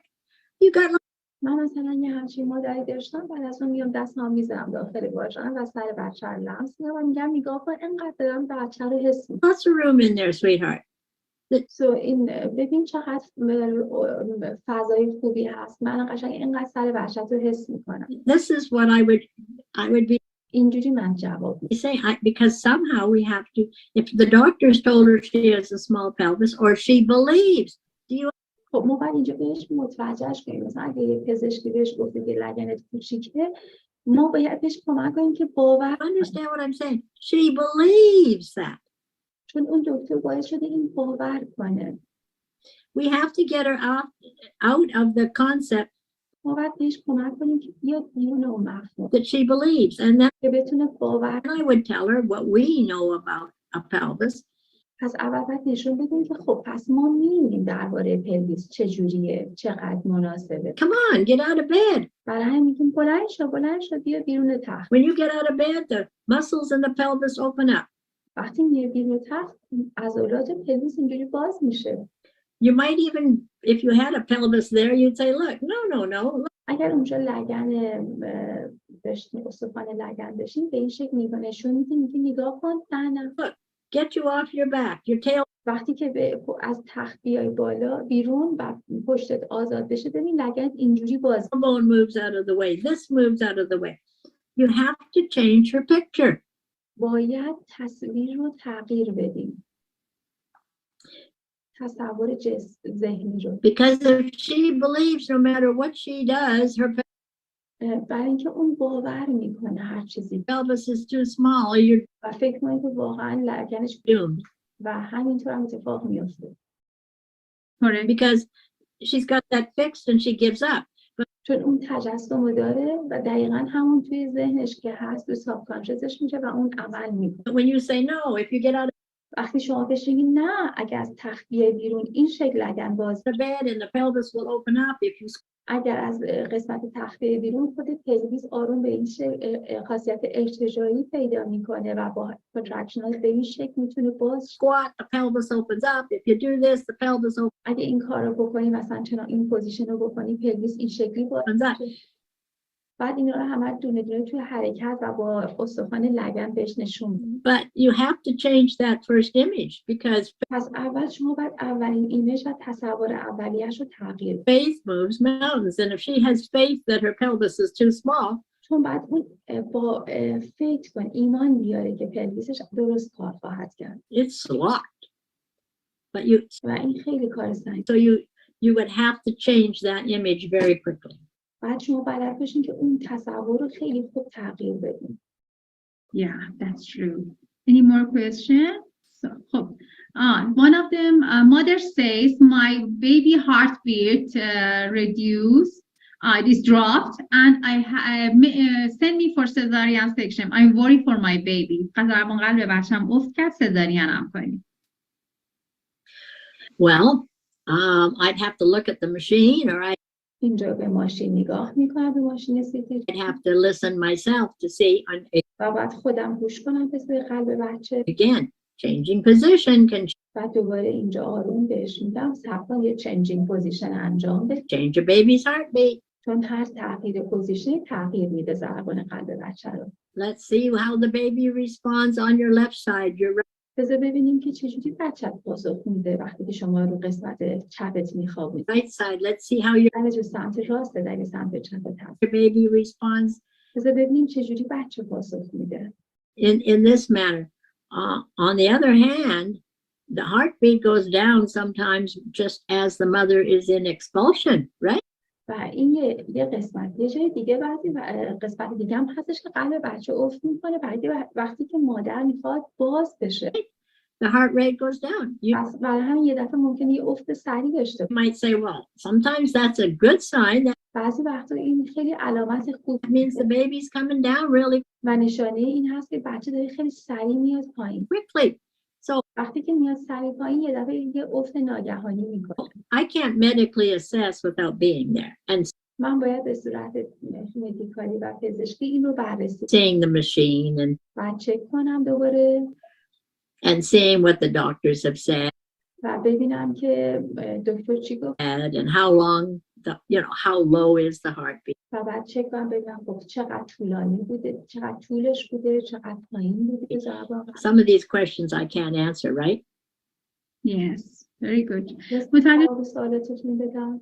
این کلماتی که به کار میبریم نوع کلمات باید مثبت باشه امید بخش باشه حالا من کلی میگم بعد ان شاءالله تو ترجمه میگیم شما باید نوع کلمات my baby heartbeat reduced it is dropped and send me for cesarean section I'm worried for my baby ضربان قلب بچه‌م افت کرد سزارینم کنیم. Well, I'd have to look at the machine or I'd have to listen myself to see. Again, changing position can change a baby's heartbeat. Let's see how the baby responds on your left side, your right side. Let's see how your baby responds in this manner. On the other hand, the heartbeat goes down sometimes just as the mother is in expulsion, right?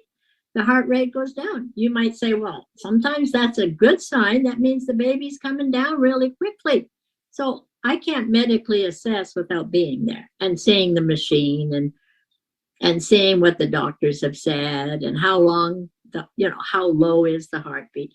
Some of these questions I can't answer, right? Yes, very good. متوجه شدین کلماتی که به کار میبریم نوع کلمات باید مثبت باشه امید بخش باشه حالا من کلی میگم بعد ان شاءالله تو ترجمه میگیم شما باید نوع کلماتی که به کار میبرین رو خیلی دقت کنین که چه کلمه هایی رو در کجا بیان بکنین اینا جزء هیپنوتیزم حساب میشه She says, thank you so much, I delivered. Fatima says, thank you so much, I delivered. Let other learners ask their question. Okay. خب فاطمه زایمان کرد. حالا کی میخواد مادر بشه؟ کی میخواد مادر بشه؟ خانم دکتر فتحی مادرشین شما دکتر فتحی you should be mother now. شما بگید سناریوهایی رو که شما ملاحظه میکنید خانم دکتر. من مجبورم خودم صداتون کنم اگر که بچه ها نیاییم و الان وقت کار عملیه. بچه ها ببینید چه کلماتی رو ما داریم اشتباه خیلی وقتا به کار میبریم خودمون هم نمیدونیم و اینها چیزایی هستش که این کلماتی که رو ذهن سابکانشس و ذهن افراد اثر میذاره. بفرمایید. Next mother is Dr. Fatih, Dr. Tahere. She wants to be mother and shows her challenges. Then Gail with hypnosis, that mother. بفرمایید. صداتون بسته. بفرمایید. What did she say? What? Oh, that was just a comment. بله بفرمایید. خسته نباشین. یکی از مواردی تمام مواردی که ایشون فرمودن و من قبول دارم خودمم وقتی که مستقل میتونم کار بکنم انجام میدم. یکی از مشکلاتی که هست وقتی که پزشک حجت رو تموم میکنه برای مادر دیگه هر چی ماما میاد کار میکنه مخصوصا تو کشور ما که روی کرده پترنالیزم هست هر چی ماما تلاش میکنه نمیگه و مادر اصلا نمیخواد گوش بکنه. درسته. استقلال من کم اونجا باید چه کار کنه؟ Okay, very good question. Yeah, exactly, very good question. خیلی عالی بود. Dr. Fatih is asking, in our country like Iran, when the doctor comes and says to mother that you will not progress anymore, finish. The mother believe doctor 100% and will not do any effort and she will not believe us.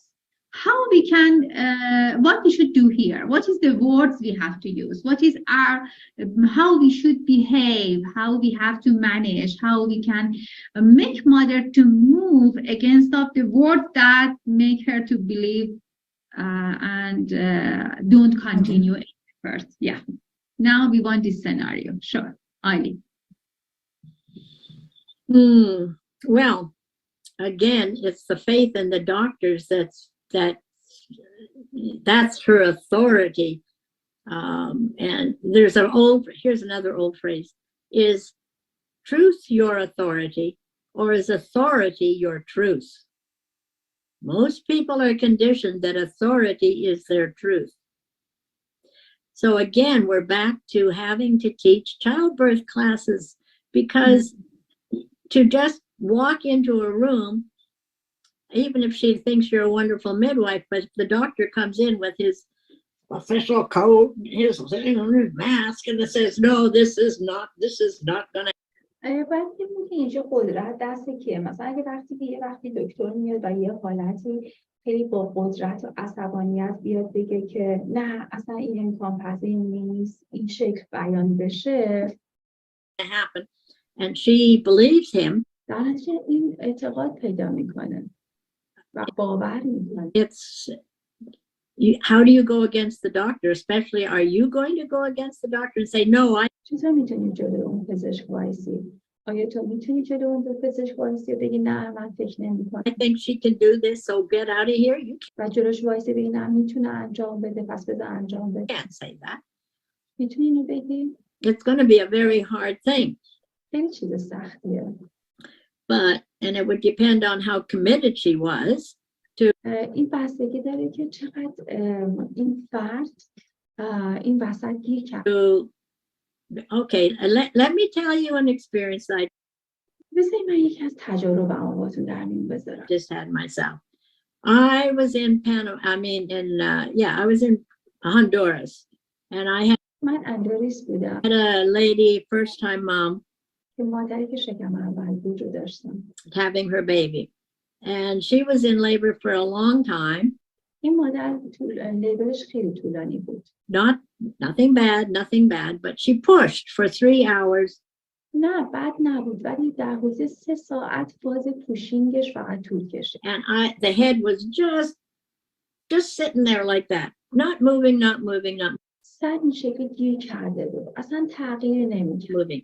I think she didn't know how to push, but من فکر می‌کردم که این واقعا نمیتونسته خوبی زور بده. Anyway, that was another story.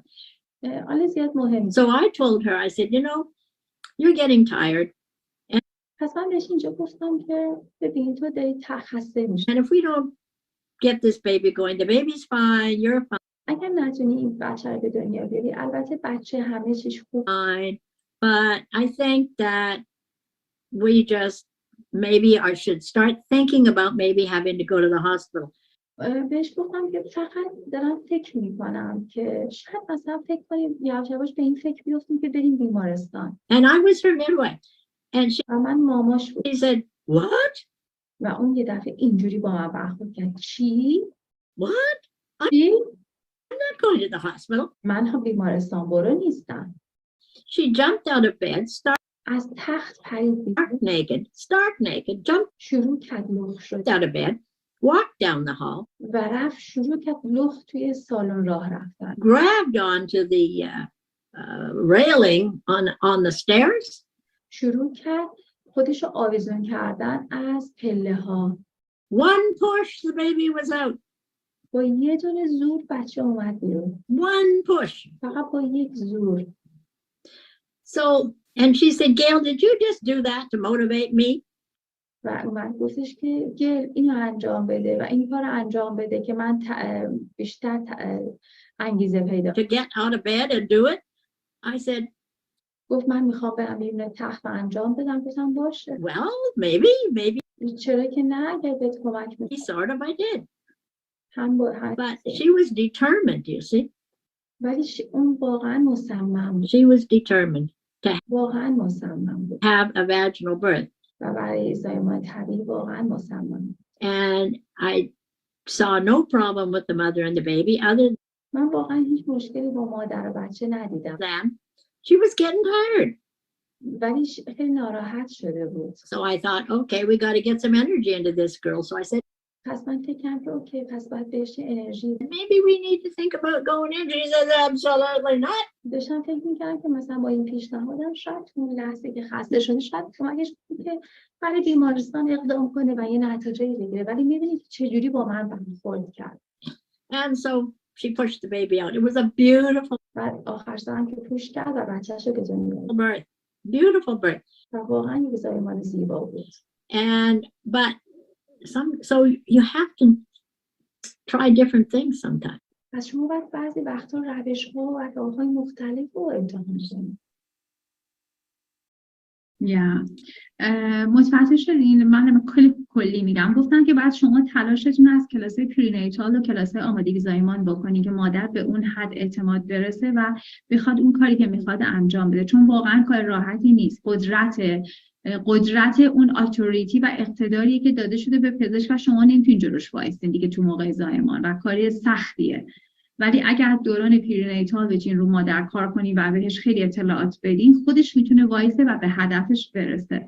و براتون یه داستانی رو تعریف کردن از کیس هایی که پیشرفت نکرد زایمان در منزل بود و ایشون گفتن بعد برید خونه، بعد برید بیمارستان، بعد دیگه ما نمیتونیم کاری بکنیم. و این مادر چون تصمیم گرفته بود که زایمان بکنه، رفت روی پله وایساد و شروع کرد به زور زدن و زایمان کرد و خواست اون چیزی که خودش میخواد رو ثابت کنه. پس این قدرت و توانمندی شماست که چجوری مادران رو تو کلاس‌های آمادگی زایمان آموزش بدین، چجوری باشون ارتباط برقرار کنین، چجوری به شما ایمان پیدا کنه و موقع زایمان شما بشین اون فرد مقتدر تا پزشک. یعنی اگر از شما دور بشه مطمئنا حرف پزشک. بله نوشتین که she says that even doctor treat me that if anything happened to the patient and you advise her to continue, you are the responsible. That's why the doctor make her more stressful and they don't let midwife be independent and their autonomy in the hospital. بله درسته، پزشک بهتون استرس داده، نمیذاره مامای مستقل بشین، حتی ممکنه تهدیدتون کنه که هر اتفاقی برای مریض بیفته شما مقصر هستین. Well, that's why I don't work in a hospital because به همین خاطر هست که من بیمارستان کار نمی‌کنم. I can't do it when a doctor واقعا نمیتونم این کار رو بکنم. comes in and does that. اگه پزشکان میان وسط بخوان این کار انجام بدن. It's abuse to me. خیلی سخت. It's Very abuse. difficult. Very difficult. And if the woman sees the doctor as the authority and not the midwife, و اگر واقعا اختیار دست پزشک باشه نه در دست مامان، then that's probably a really not bad, that's not a good situation. مطمئنا خیلی موقعیت خوبی نخواهد بود. It's just not a good situation. And and it depends on your relationship. But if the اینجا بستگی داره به ارتباطت. woman's had childbirth education, if we know ahead of time going to the hospital, بسته به اون شرایط چایلد ادویکیشن و کلاس‌های زایمانیتون داره. that the doctor may have one opinion and you and I مثلا وقتی که برن بیمارستان و ممکنه خب یه ایده پزشک داشته باشه، شما may have another. و ممکنه ایده دیگه داشته باشه. If we know all this ahead of time, اگه ما همه اینا رو زودتر از اون موقع میدونستیم، then we can prepare for this. پس میتونستیم خودمون رو آماده کنیم. That's the big secret. این یه راز بزرگه. If you're a hospital midwife, اگه شما مامای بیمارستانی هستید، have to prepare your patients to, باید مریضتون رو از قبل آماده کنید. I don't even like to call them a patient, they're a client. You have to prepare your mom to say, we can do this باید مادر رو آماده کنیم که بهش بگیم که ما میتونیم این کار رو انجام بدیم. before we even start. و این اتفاق ممکنه بیفته. We can do this. I've taken spinning babies. I know how to من میتونم به بچت کمک کنم. change position. میتونی تو با تغییر پوزیشن. Here's how the pelvis works. با این تغییراتی تو پلویس We have to give them a hypnotic vision. A باید بهشون یک تصویر و تجسم هیپنوتیک hypnotic vision based on faith in you and بر اساس اون ایمانشون به تو، based on faith in their بر اساس اون ایمانشون به body and based on nature, و بر اساس طبیعت and that the babies know how to come out, و اینکه بچه میدونه چجوری بیاد بیرون. and we have to give her that. That's our ما باید اینو بهشون hypnosis suggestion. اینه هیپنوسیس ساجستشن یا پیشنهادات هیپنوتیک. All the teaching. Yeah, that's it. تمام نکات این. Exactly. Fatima is written, we have to go to Dr. Edson Hospital. He will let us. There you go. Love you, Fatima. خیلی دوستت دارم. عشقی. راست میگه دکتر ادسون فقط میذاره. دکتر ادسون احتمالاً بهمن ماه میاد ایران. We're going to have planefuls of people in labor flying to Brazil. Maybe Dr. Edson here. یعنی که توی برزیل الان مریضایشون واقعا دارن پرواز میکنن. But you see, that's why I say suggestive therapy. We have برای همین من از درمان پیشنهاد ساجستیو تراپی استفاده have to suggest and بهش پیشنهاد give the image. We و بهش تصویر رو بدید. have to give the image بعد بهش این تصویر to the subconscious mind که بره توی اون ذهن سابکانشس that this is a normal process and the mother and the baby can do this. که به عنوان یک فرد معمولی هر مادر بچه میتونن اینو انجام بدن. Exactly. Every word we speak, the power of the spoken word.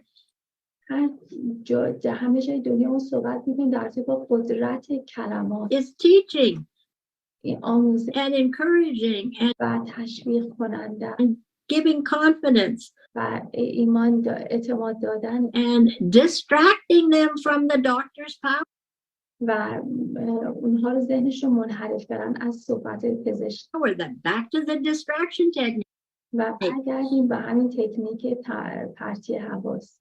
But so at all point, our life, I guess, is a hypnotic dream, and we دنیای ما زندگی ما خلاف تفکرات هیپنوتیزمیه. can create it.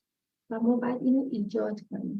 So hypnosis is just part of how we actually live every day. We break هیپنوزیس واقعا یعنی یه قسمتی از اون وضعیتی که ما داریم هر روز باش زندگی می‌کنیم. Brainwash ourselves into چجوری نفس میکشیم، چجوری صورتمون رو میشوریم a good life, or we برای زندگی، brainwash ourselves into a bad life. چجوری میتونیم خودمون رو بشوریم برای که به زندگی خوب بریم، یا چجوری خودمون رو شستشو بدیم به زندگی خوب بریم. Exactly. Self-suggestion. سلف ساجستشن یا تصورات خود. Self-hypnosis can سلف هیپنوزیس be good or self-hypnosis can be bad. گاهی اوقات سلف هیپنوزیس برای ما خوبه، بعضی وقتا ما بعدش رو انجام میدیم به خودمون. گرفتیم، متوجه موضوع شدیم. من کیو دیگه بیارم صداشو بس کنم که بپرسه؟ متوجه، حالا اینا رو تو ترجمه ببین. پس سلف هیپنوزیس خیلی مهمه. این شما بعد کلمات مثبت رو به خودتون بیارین و بگین میشه. به مادران هم همین. در حال با همین کیس توی ایران هم من داشتم کیسی که حالا I'm explaining about one of my experience in Iran as well, because there's many issue in hospital birth in Iran. So I had the same case. The mother was VBAC, and doctors in Iran don't let you go for VBAC. So when the doctors came and told to the mother, you cannot proceed anymore, the husband came and stand in front of the doctors because he was trained before by me, because I was expecting this will happen in the hospital. So I told all of this scenario to the father before and to the mother in their childbirth class. And I told them, doctor will come, they will do like this, we will not continue. So they were trained before. When the doctor came, they already knew how to protect themselves. And they did. They had normal birth because they forced, and the husband says all responsibility is by me. It is all with me and my wife knows everything. من دارم در ارتباط با اون اکسپریانس که توی ایران هم بود، من تجربه داشتم براتون میگم. با تجربه فرهنگ ایران، مادر بیبکی داشتم. خیلی از مادران بیبکی رو براشون سشن های جدا میذاشتم برای مادر و پدر با هم، و تمام این سناریوهایی که برای بیبک تو بیمارستان اتفاق میفته رو براشون میگفتم اینا رو براشون اجرا میکردم. میگفتم پزشک میاد جلوت وای میسته میگه دیگه نمیتونی، خب چی کار باید بکنیم؟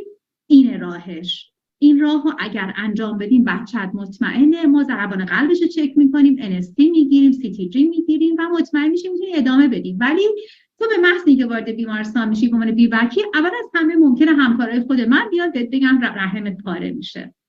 اینه پاسخش، اینه مقالاتش، که فقط شما 1% تا این حد میتونید پارگی داشته باشین. و همه این آموزش‌ها رو انقدر ببین بمباران اطلاعاتی میکنین مادران رو تو دوران بارداری در کنار همسران.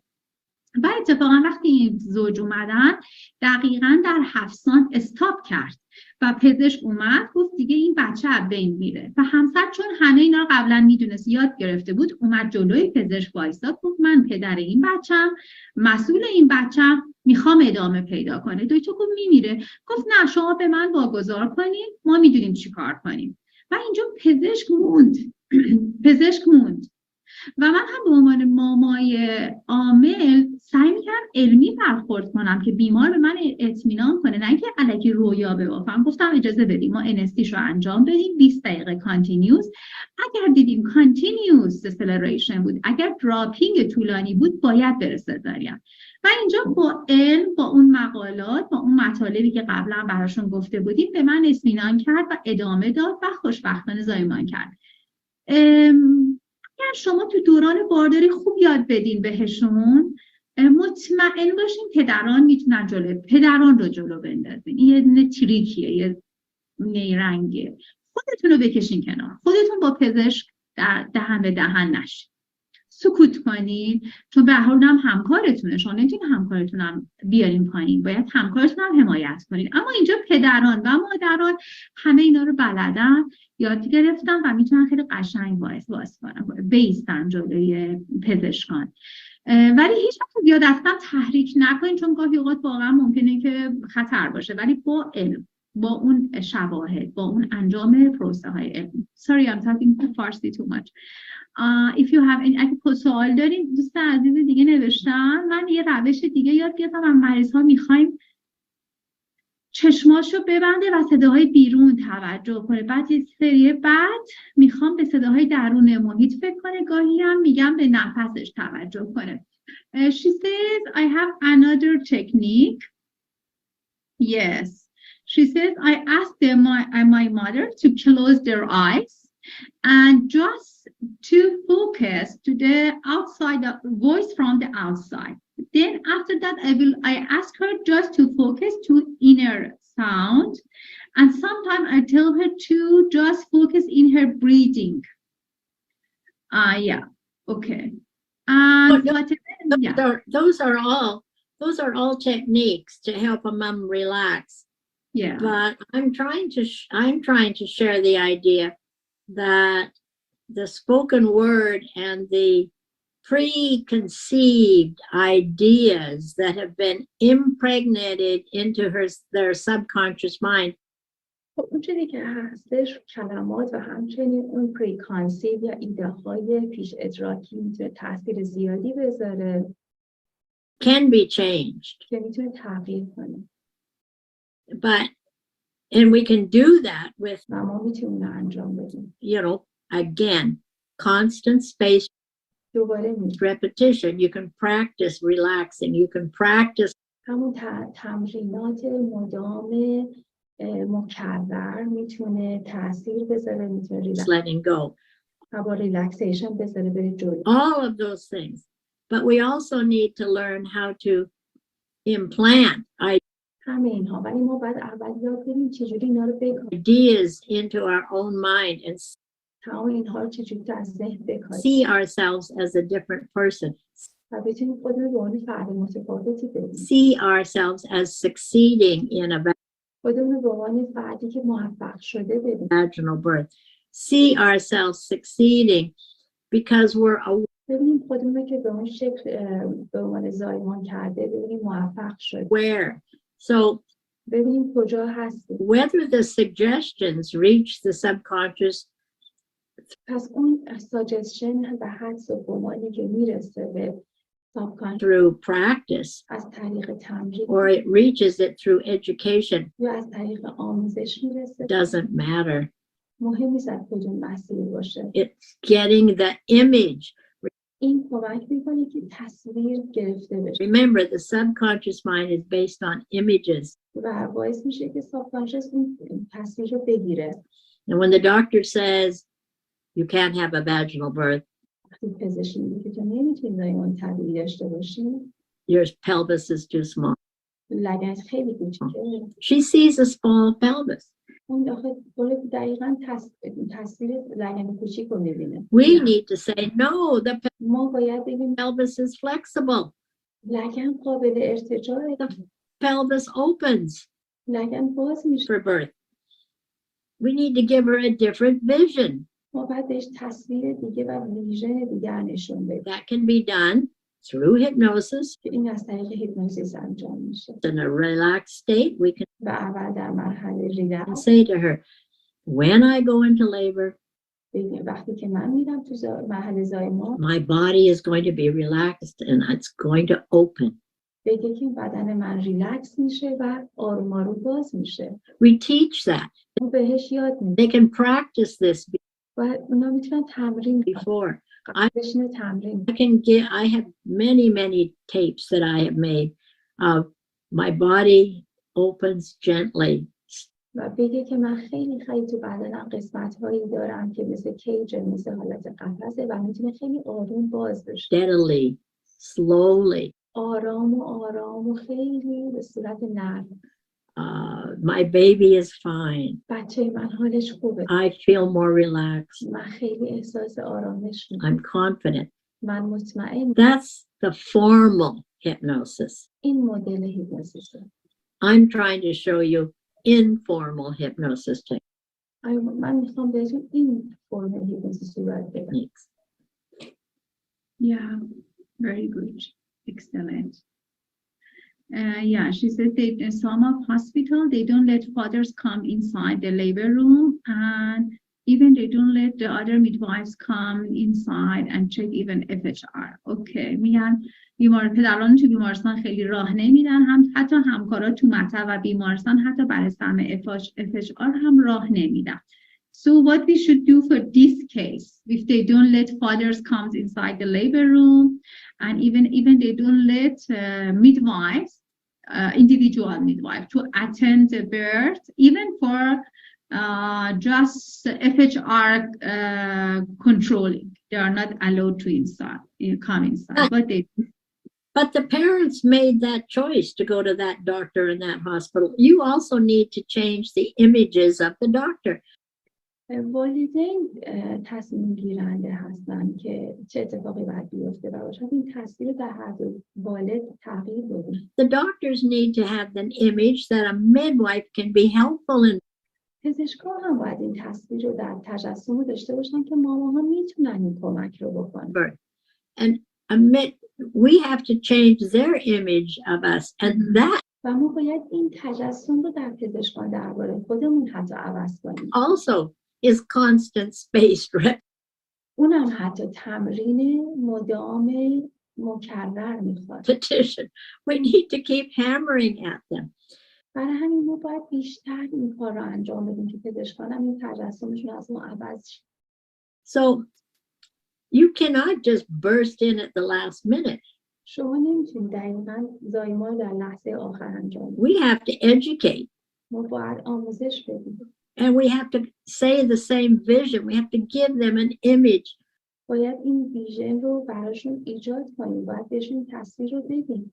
Show them movies of بهشون فیلم نشون بدیم. how midwives help in other countries. چجوری ماماها در کشورهای دیگه در این کار رو انجام میدن. بذارین پزشکا ببینن. We have to change their image in, because if we باید این تصور رو در پزشکانمون نسبت به ماما عوض change their image, then we change their experience. We have بلکه وقتی اونها این ایمیج رو درشون عوض کنن تجربهشون هم تغییر to میشه. show them how we can help them in labor. بهشون نشون بدیم که چقدر ما میتونیم تو لیبر مؤثر باشیم.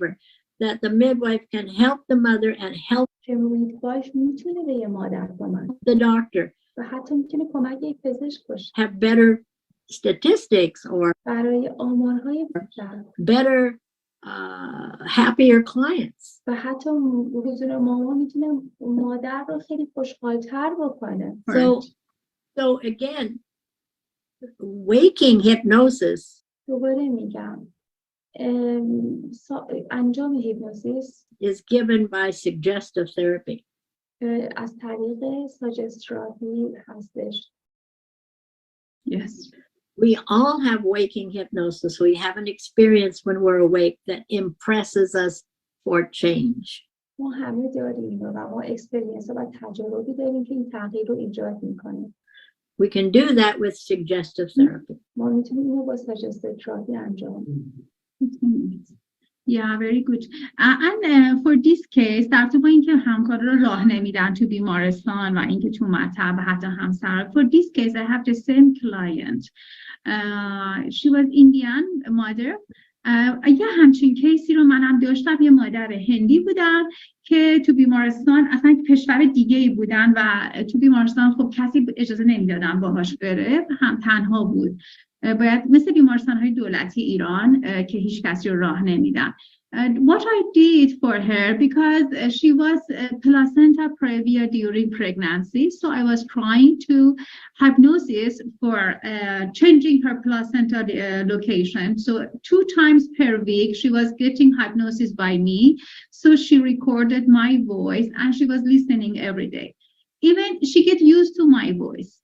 And when she went for the labor, I sent her some voice message, and she was listening and repeating, and she was feeling that, and she progressed very well. I had the same in Iran.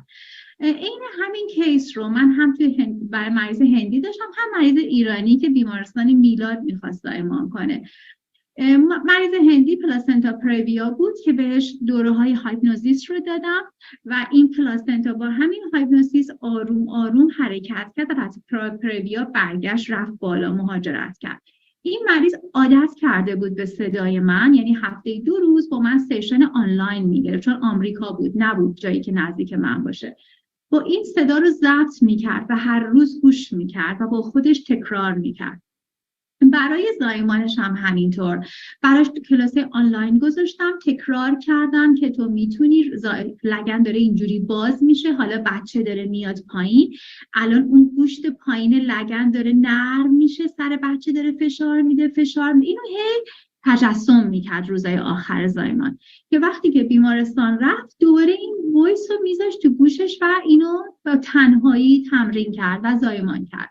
در بیمار ایران هم داشتم که بیمارستان میلاد میخواست زایمان کنه، خب بیمارستان میلاد تهران اجازه نمیدن ماما بیاد و به همین شکل وایس براش میفرستادم و اینو هی تکرار میکرد و همشون، هر دوتاشون هم زایمان کردن.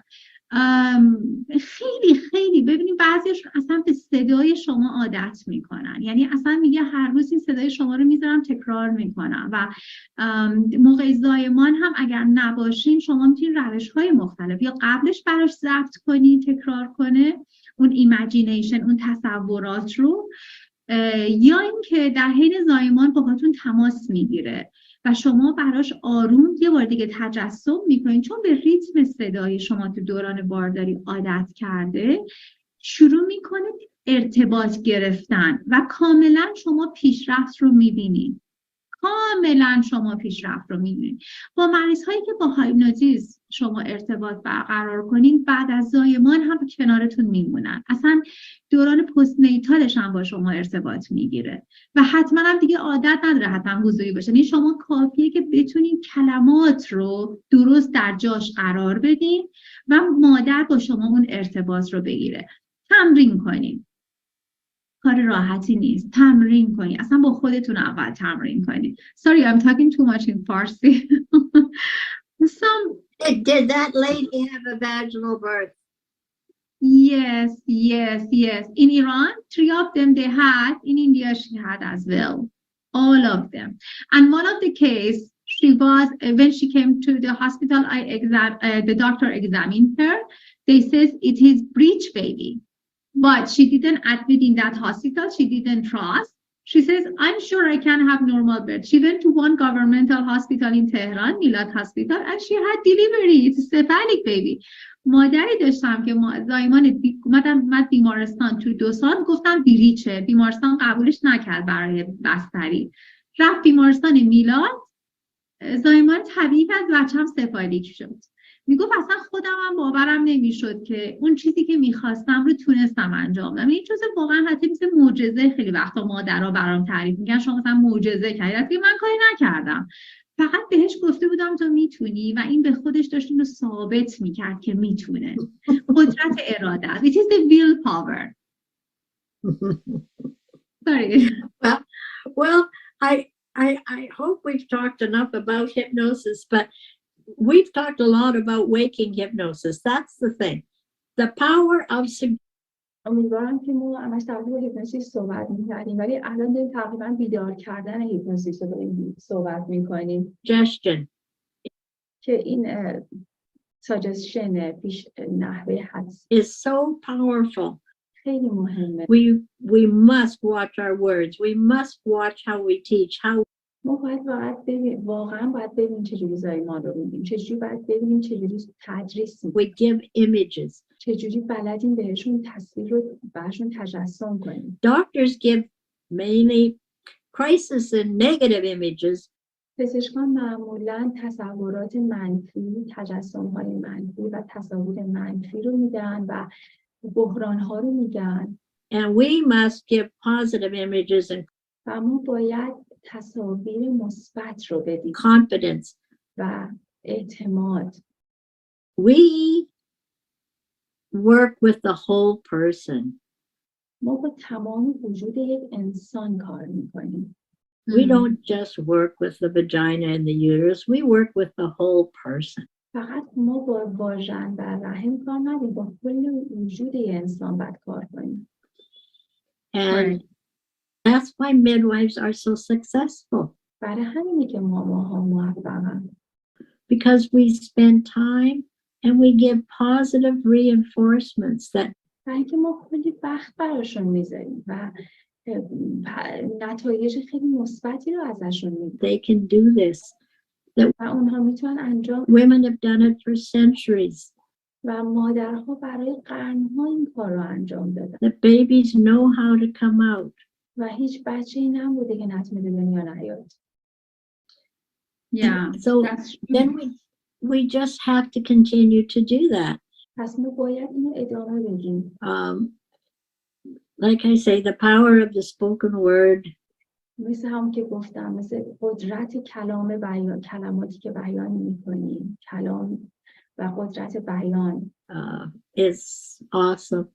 خیلی عالی. And the love we give and the caring we give, اون مراقبت هایی که با عشق انجام میدیم priceless, priceless. این چیز واقعا قیمت روش نمیشه گذاشت. And doctors haven't tapped into that yet. و هنوز پزشکان نتونستن به این مرحله برسن. They just, some doctors have, البته بعضی از پزشکان هستن که اینطورن. but the most of them don't. They just, yeah, it's very sad. That's و اما اکثر پزشکان متاسفانه نمیتونن و این خیلی ناراحت کننده است.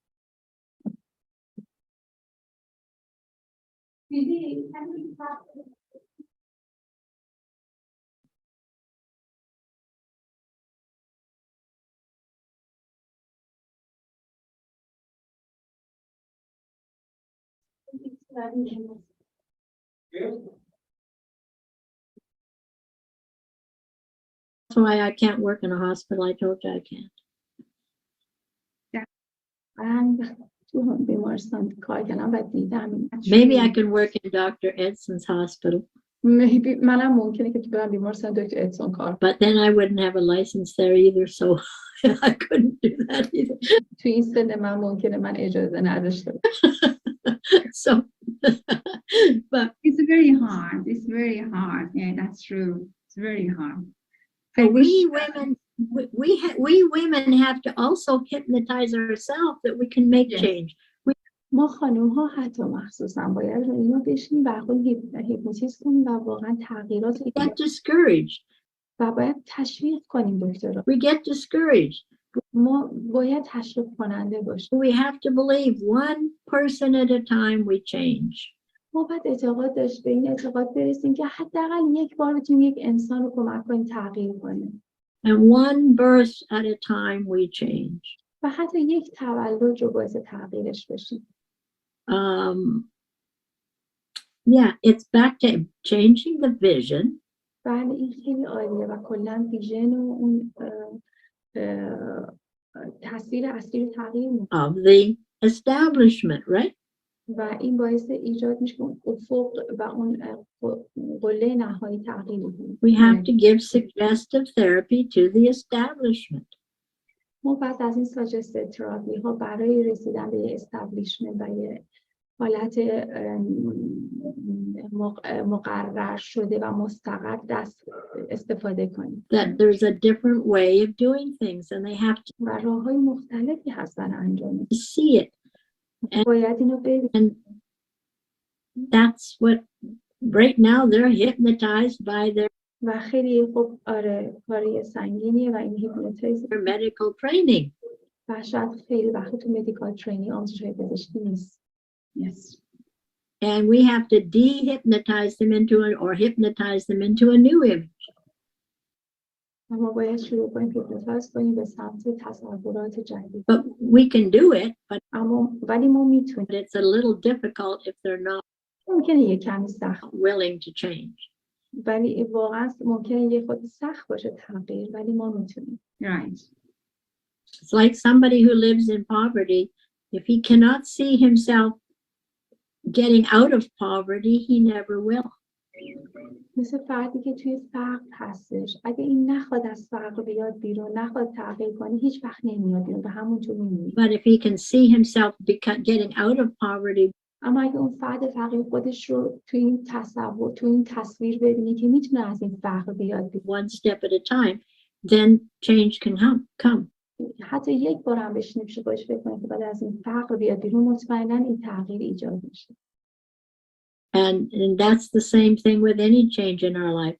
این دقیقاً مثل همون چیزی که با هر تغییر تو زندگی ما اتفاق میفته. We have to become involved ما باید درگیر باشیم in wanting to change for change to happen. که این تغییر اتفاق بیفته. سوال دیگه؟ Any more questions? Yes, Miss Johnson, I love you so much. I'm so happy to see you and I learn you new things. Also, thank you. خواهش می‌کنم فاطمه جون.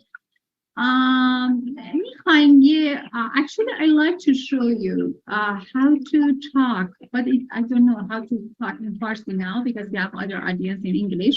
But if you let me just I can demonstrate for 15 minutes the way I did with my placenta previa mother. Do you let me to show them? Sure. Thank you.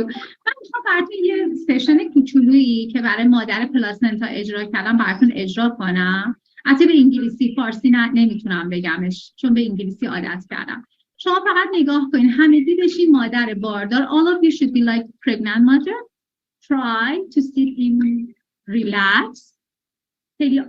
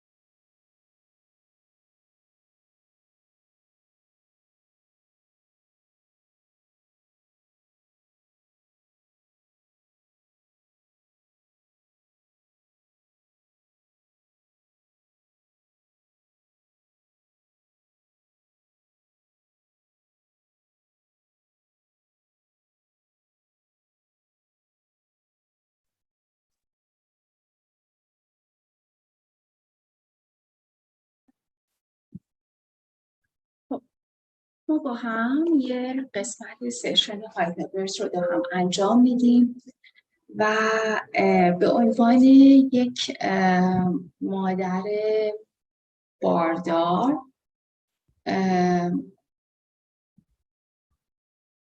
کیسی که میخوام براتون در نظر بگیرم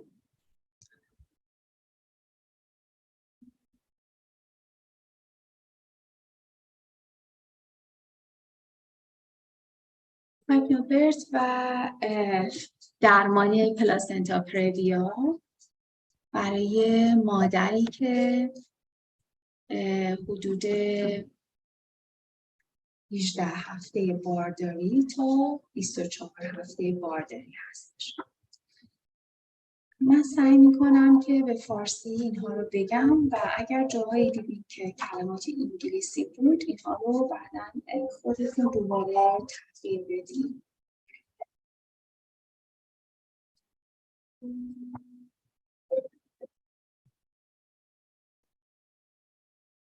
خیلی آرام بر روی صندلی یا روی مبل یا روی تخت یا هر جایی که احساس میکنید که آرامه دراز بکشید. خیلی آرام، بسیار راحت. سعی کن حالتی بشینی که احساس راحتی داشته باشی. میتونی حرکات کوتاه و کوچیکی برای موومنت داشته باشی اگر حس کردی که خسته شدی. صداها و یا یک سری احساسها و سنسیشن هایی برای بدنت و ذهنت ممکنه از اطراف و محیط بیاد. ولی آروم آروم شما به صورت خیلی عمیق ریلکس میشید و تمرکزت از اطراف کمتر میشه. سعی کن با خودت آرام باشی و اجازه بده که این آرامش چند برابر وارد بدن بشه. هیپنوزیس کمک میکنه که پلاسنتا پرevia یا جفت سر راهیت حرکت کنه و تو رو آماده میکنم که به صورت خیلی عمیق ریلکس بشی و این اتفاق بیفته. چند دقیقه به خودت فرصت بده که کاملا راحت و کامفتبل بشی. به بدنت زمان بده که خودش رو تطبیق بده. بذار آروم آروم این حس به سرتاسر بدنت منتقل بشه. حواست باشه که چطور میتونی با این آرامش و این استراحتی که برات ایجاد میشه رو سطح بدنت به اعماق بدنت برسونی. این حس و این آرامش آروم آروم کمکت میکنه که شما بتونی با بچت به راحتی منطبق بشی و این حس رو به اون هم برسونی.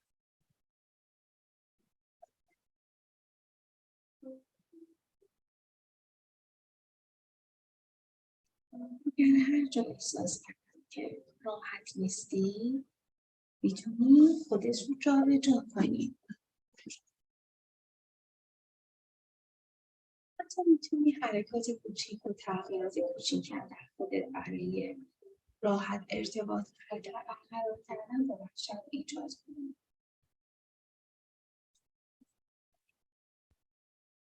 به آسانی و آرومی نفس بکش و اجازه بده که هر نفسی که میکشی تو رو ریلکس کنه و بیشتر و بیشتر ریلکس بشی. جوری نفس بگیر که تو رو به اون آرامش و امنیت نزدیک کنه و وصلت کنه. به خودت اجازه بده که خیلی مثبت باشی. به خودت این فرصت رو بده که از هر حس مثبتی که برات میاد استقبال کنی، ازش لذت ببری. با هر نفسی که به درونت وارد میکنی حس بهتر سلامت و آرامی راحتی داری. و با هر بازدم تجربه از راحتی و سبک شدن و رها شدن استرس ها و درد از ذهن و بدنت رو حس میکنی. وقتی که راحت تر میشی در این موقع میتونی آروم آروم بری به داخل بدن، تبدیل بشی به یک کوچولوی خودت و بهترین حالتت در اندازه خیلی کوچولو تبدیل شد.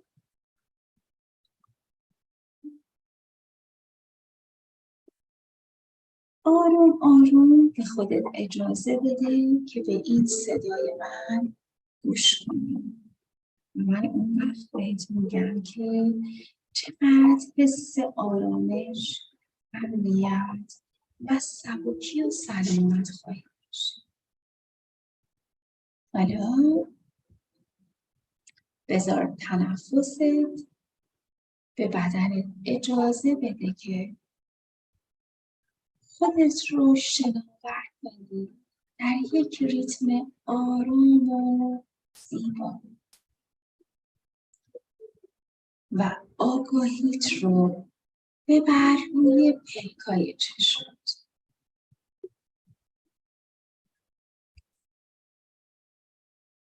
آرام آرام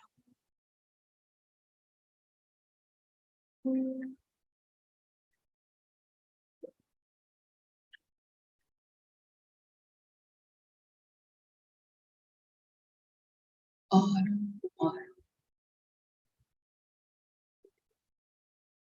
سبک و بسیار خوشحال، سبک و بسیار ریلکس. وزنت کمی کم میشه و خیلی مطمئن خوشحالی از این حس و اجازه بده که این حس همراه با این موزیک با بدنت به جریان بیفته. اجازه بده که بدنت خودش رو با این موزیک و با این سبکی همراه کنه و احساس امنیت و آرامشت رو به سرتاسر بدنت انتقال بده. آروم آروم یک حس سنگینی روی پلک بالات میکنی. الان تمام توجهت و فکرت به پلک بالای چشمت.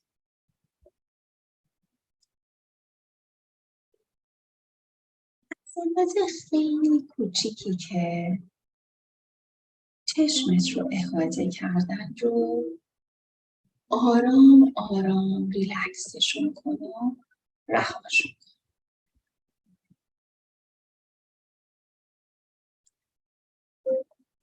این حالت با همین آرامش و ریلکسیشنی که داری ببر برای سمت پایین چشم و آروم آروم اسپریدش کن، انتشارش بده به دور پیشونیت.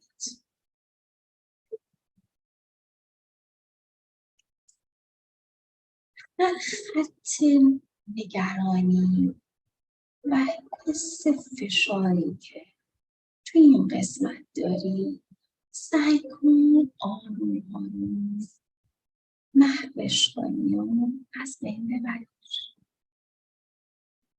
و با هر آزاد کردن استرس و تنشنی که روی این قسمت پیشونیت انجام میدی یکی از این خطهای ناراحتی و فشار روی پیشونیت رو داری بازش میکنی.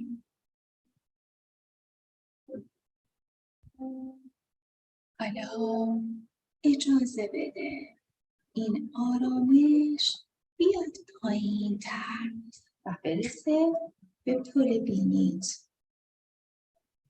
آروم آروم حرکتش بده تا برسه به چونه هات و آروارت.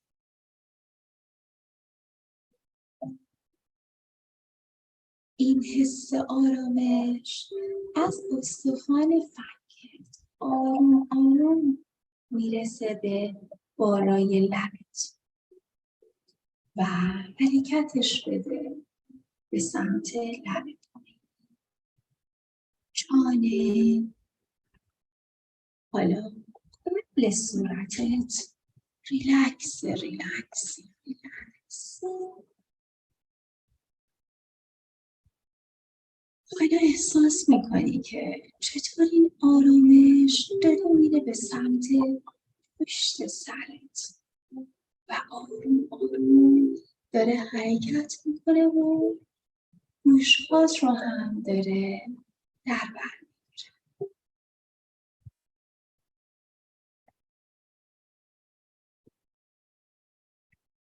حالا آروم میبینی که داره میاد به سمت گردنت.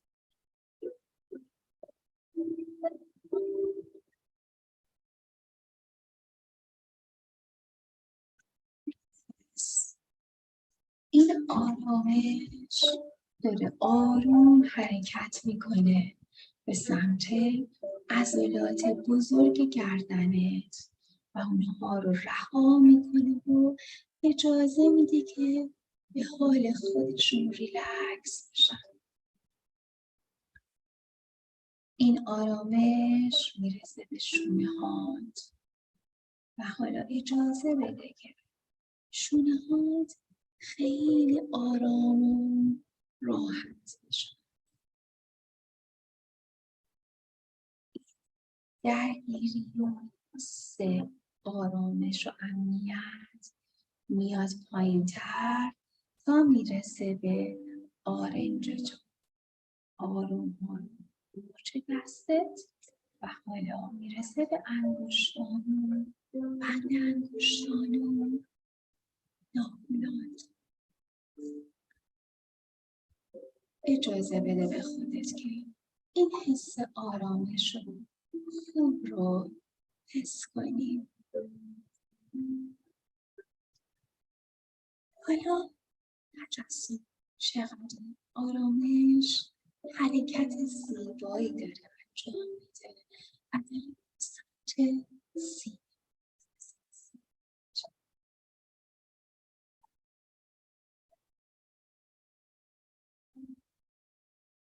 یک نفس آرام و کاملی که چطور میتونه آروم آروم بدنت رو حمایت کنه.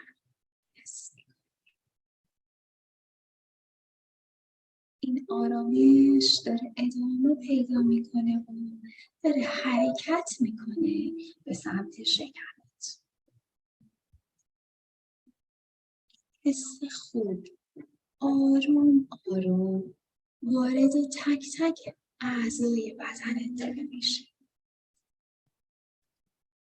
و تجسم کن که چقدر این انرژی سلامت و زیبا و شفابخش و انرژی بخش داره آروم آروم حرکت میکنه، داره میرسه به داخل رحمت.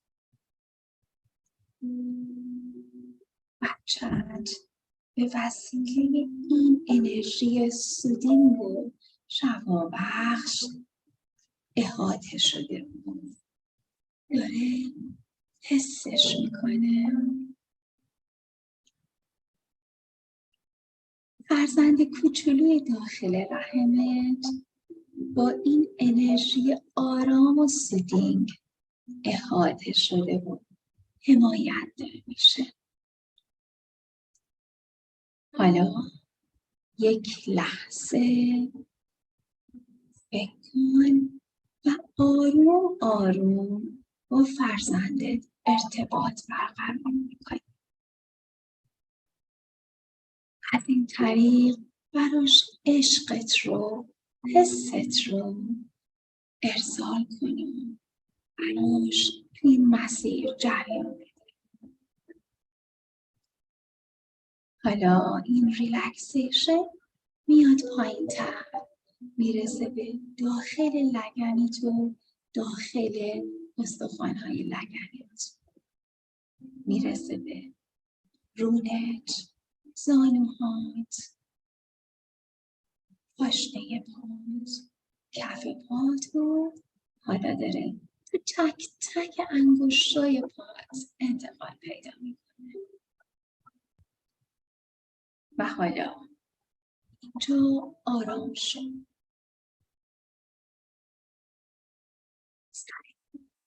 استراحت کنی. یک توقف ریلکس، آرام شگفت انگیز داشته باش. اجازه بده که تو این حس راحتی سر تا سر بدنت با فرزندت قرار بگیری. تو این لحظه آروم آروم از شماره 10 به سمت شماره 1 معکوس برمیگردی.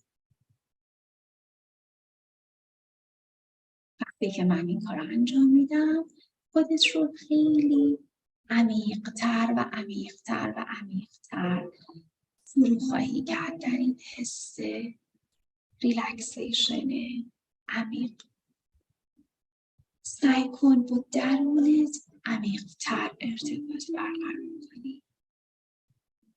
هر چقدر به داخل و اعماقت میری احساس امنیت، قدرت و حس مثبت ذهنت رو دریافت میکنی و کمکت میکنه که بهتر بتونی به اون مرحله حس سلامتی و بهبود برسی.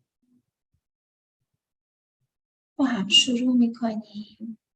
آروم آروم از شماره 10 با آرامش با هر نفس. یک نفس آرام. 9. برو عمیق‌تر به درونت و سعی کن بیشتر فرو بری در درون خودت. 8. دائم مقتدر و 7. لذت ببر از این آرامش و حال خوبت. 6. برو به جایی که تمام نیازهایی که میدونی داری هستش رو میتونی برای خودت ایجاد.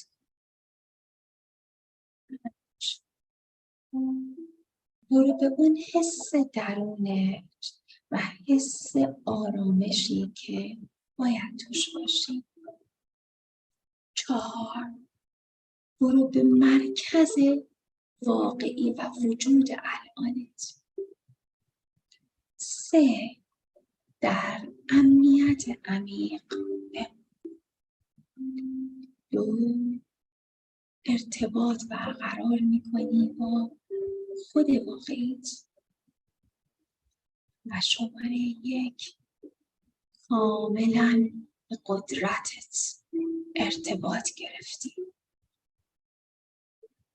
حالا اجازه بده به خودت که آروم آروم بری به سفر خودت در یک بود بسیار کوچولو و ریز. تبدیل میشی به یک خود خیلی کوچولو و تاینی. آروم آروم به همون اندازه کوچیک و کوچیک و کوچیک‌تر شو و برس به اون اندازه خیلی ریز و ذره بینی خودت. تجسم کن که اینقدر کوچیک شدی که آروم آروم با یک سفر آرام میری داخل رحمت. یا اینکه فکر کن که رحمت مثل یک کتابچه است و یک اتاق گرمه، یک اتاق راحت و آرام، یک اتاق خواب زیبا،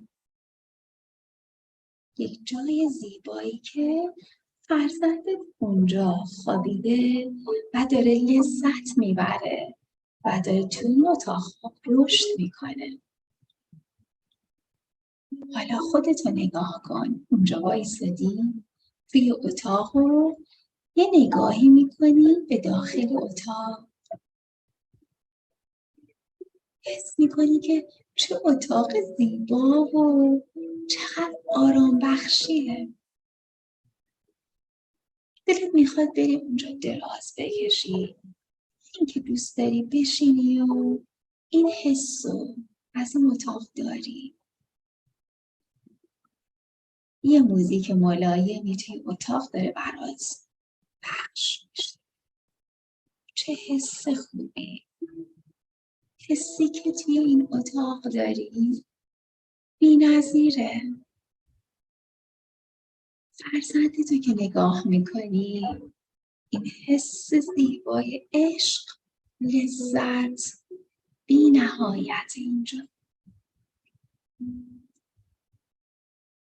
کوچولوی خوشگلت رو کنار اتاق که میبینی، میری سراغش، آروم بغلش میکنی و توی بغلت فشارش بده.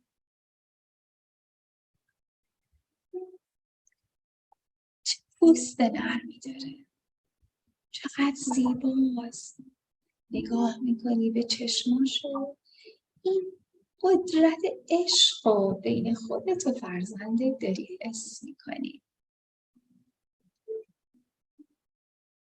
خدای من، بذار قلبت با این حس عشق و خوشحالی پر بشه و اجازه بده هرقدر که دوست داری این حس رو لمس کنی. حالا یه جای آروم پیدا کن کنار اتاق و قشنگ برو با فرزندت اونجا لم بده.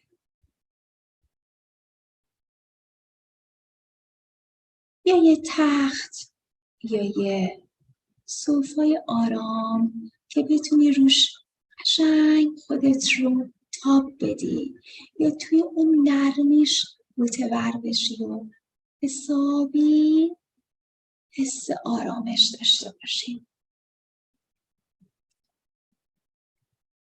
آروم آروم فرزند زیبات رو بذار توی تختش، یه بوسی از پیشونیش بکن و همزمان که داری میبوسیش توجهت میره به یه سمت اتاق.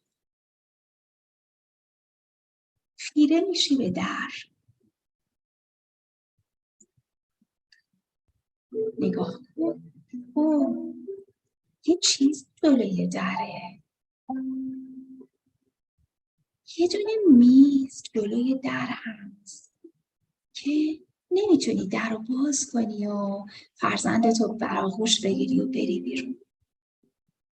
خب چی کار کنی؟ پیش خودم فکر میکنی که اوکی، الان میرم آروم میز و هل میدم، میبرم گوشه اتاق تا بتونم در رو باز کنم و فرزندم رو با خودم ببرم از اتاق بیرون. خیلی عالیه. میز رو میرم جا به جا میکنم و در اتاق رو باز میکنم. خیلی خوب شد. یه خوشحالی در درونمه، خوشحالم و یه نفسی میکشم و حس میکنم که از این کاری که کردم راضیم. تو این اتاق همه چی مهیاست و الان وقتشه که من بتونم با آرامش در اینجا فرزندم رو نگه دارم و آروم آروم برگردم به دنیای بیرونم. قبل از اینکه بری به دنیای بیرونت یه چیز دیگر رو یادت باشه.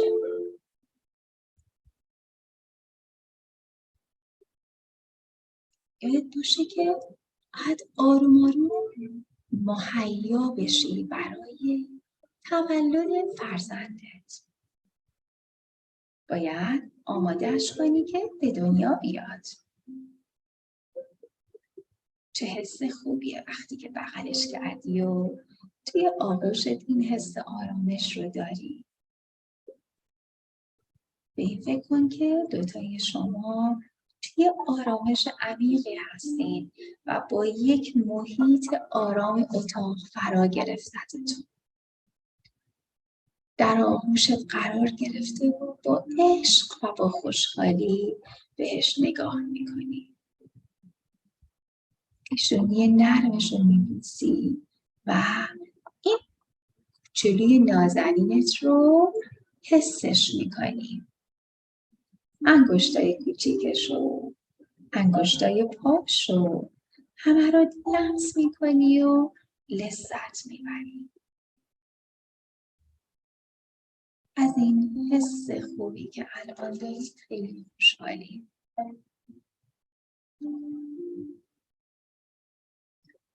این حست و عشق رو زیادش کن و جشن بگیر این لحظه حال رو.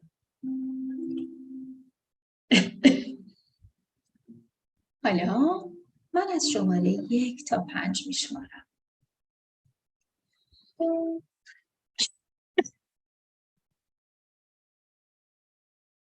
شماره 1.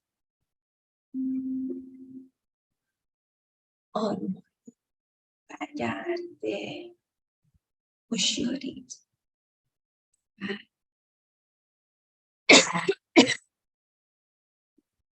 آروم آروم میتونی با همین حالتی که خوابیدی توی اتاق این حس رو ایجاد کنی.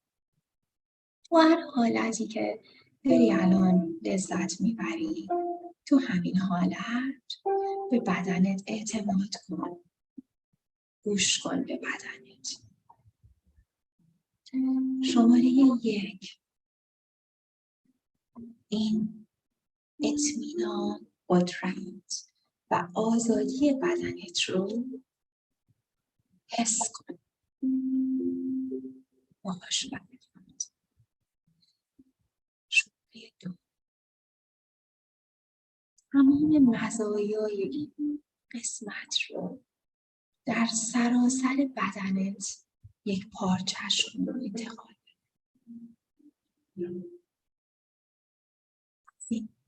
با میزان بالای سلامت لذت ببر و اجازه بده که به تمام درونت و درون مادریت و عمق درونت انتقال پیدا. شماره 5. حس خوبی داری. حس بی‌نظیر. چون تو یک فرد بی‌نظیری. حالا آروم آروم یه نفس بکش. یک نفس عمیق روی کل بدنت انتقال بده. عالیه. عالیه. و حالا آروم آروم چشماتو باز کن. انگشتان دست و پاتو تکون بده. لبخند بزن. به پهلوت آروم به پهلوی راستت حرکت کن. و حالا آروم با دست چپت بذار کنار سمت راست بدنتون. با کمک دست چپت بشین. چشماتو که باز کردی و این حس زیبا رو داری ازش لذت. امیدوارم که حس خوبی گرفته باشی و تو مادر نازنین هر روز همه این قسمت رو در درونت ایجاد کن و مطمئن باش که جفت جا به جا میشه و همزایمان خوبی خواهید داشت.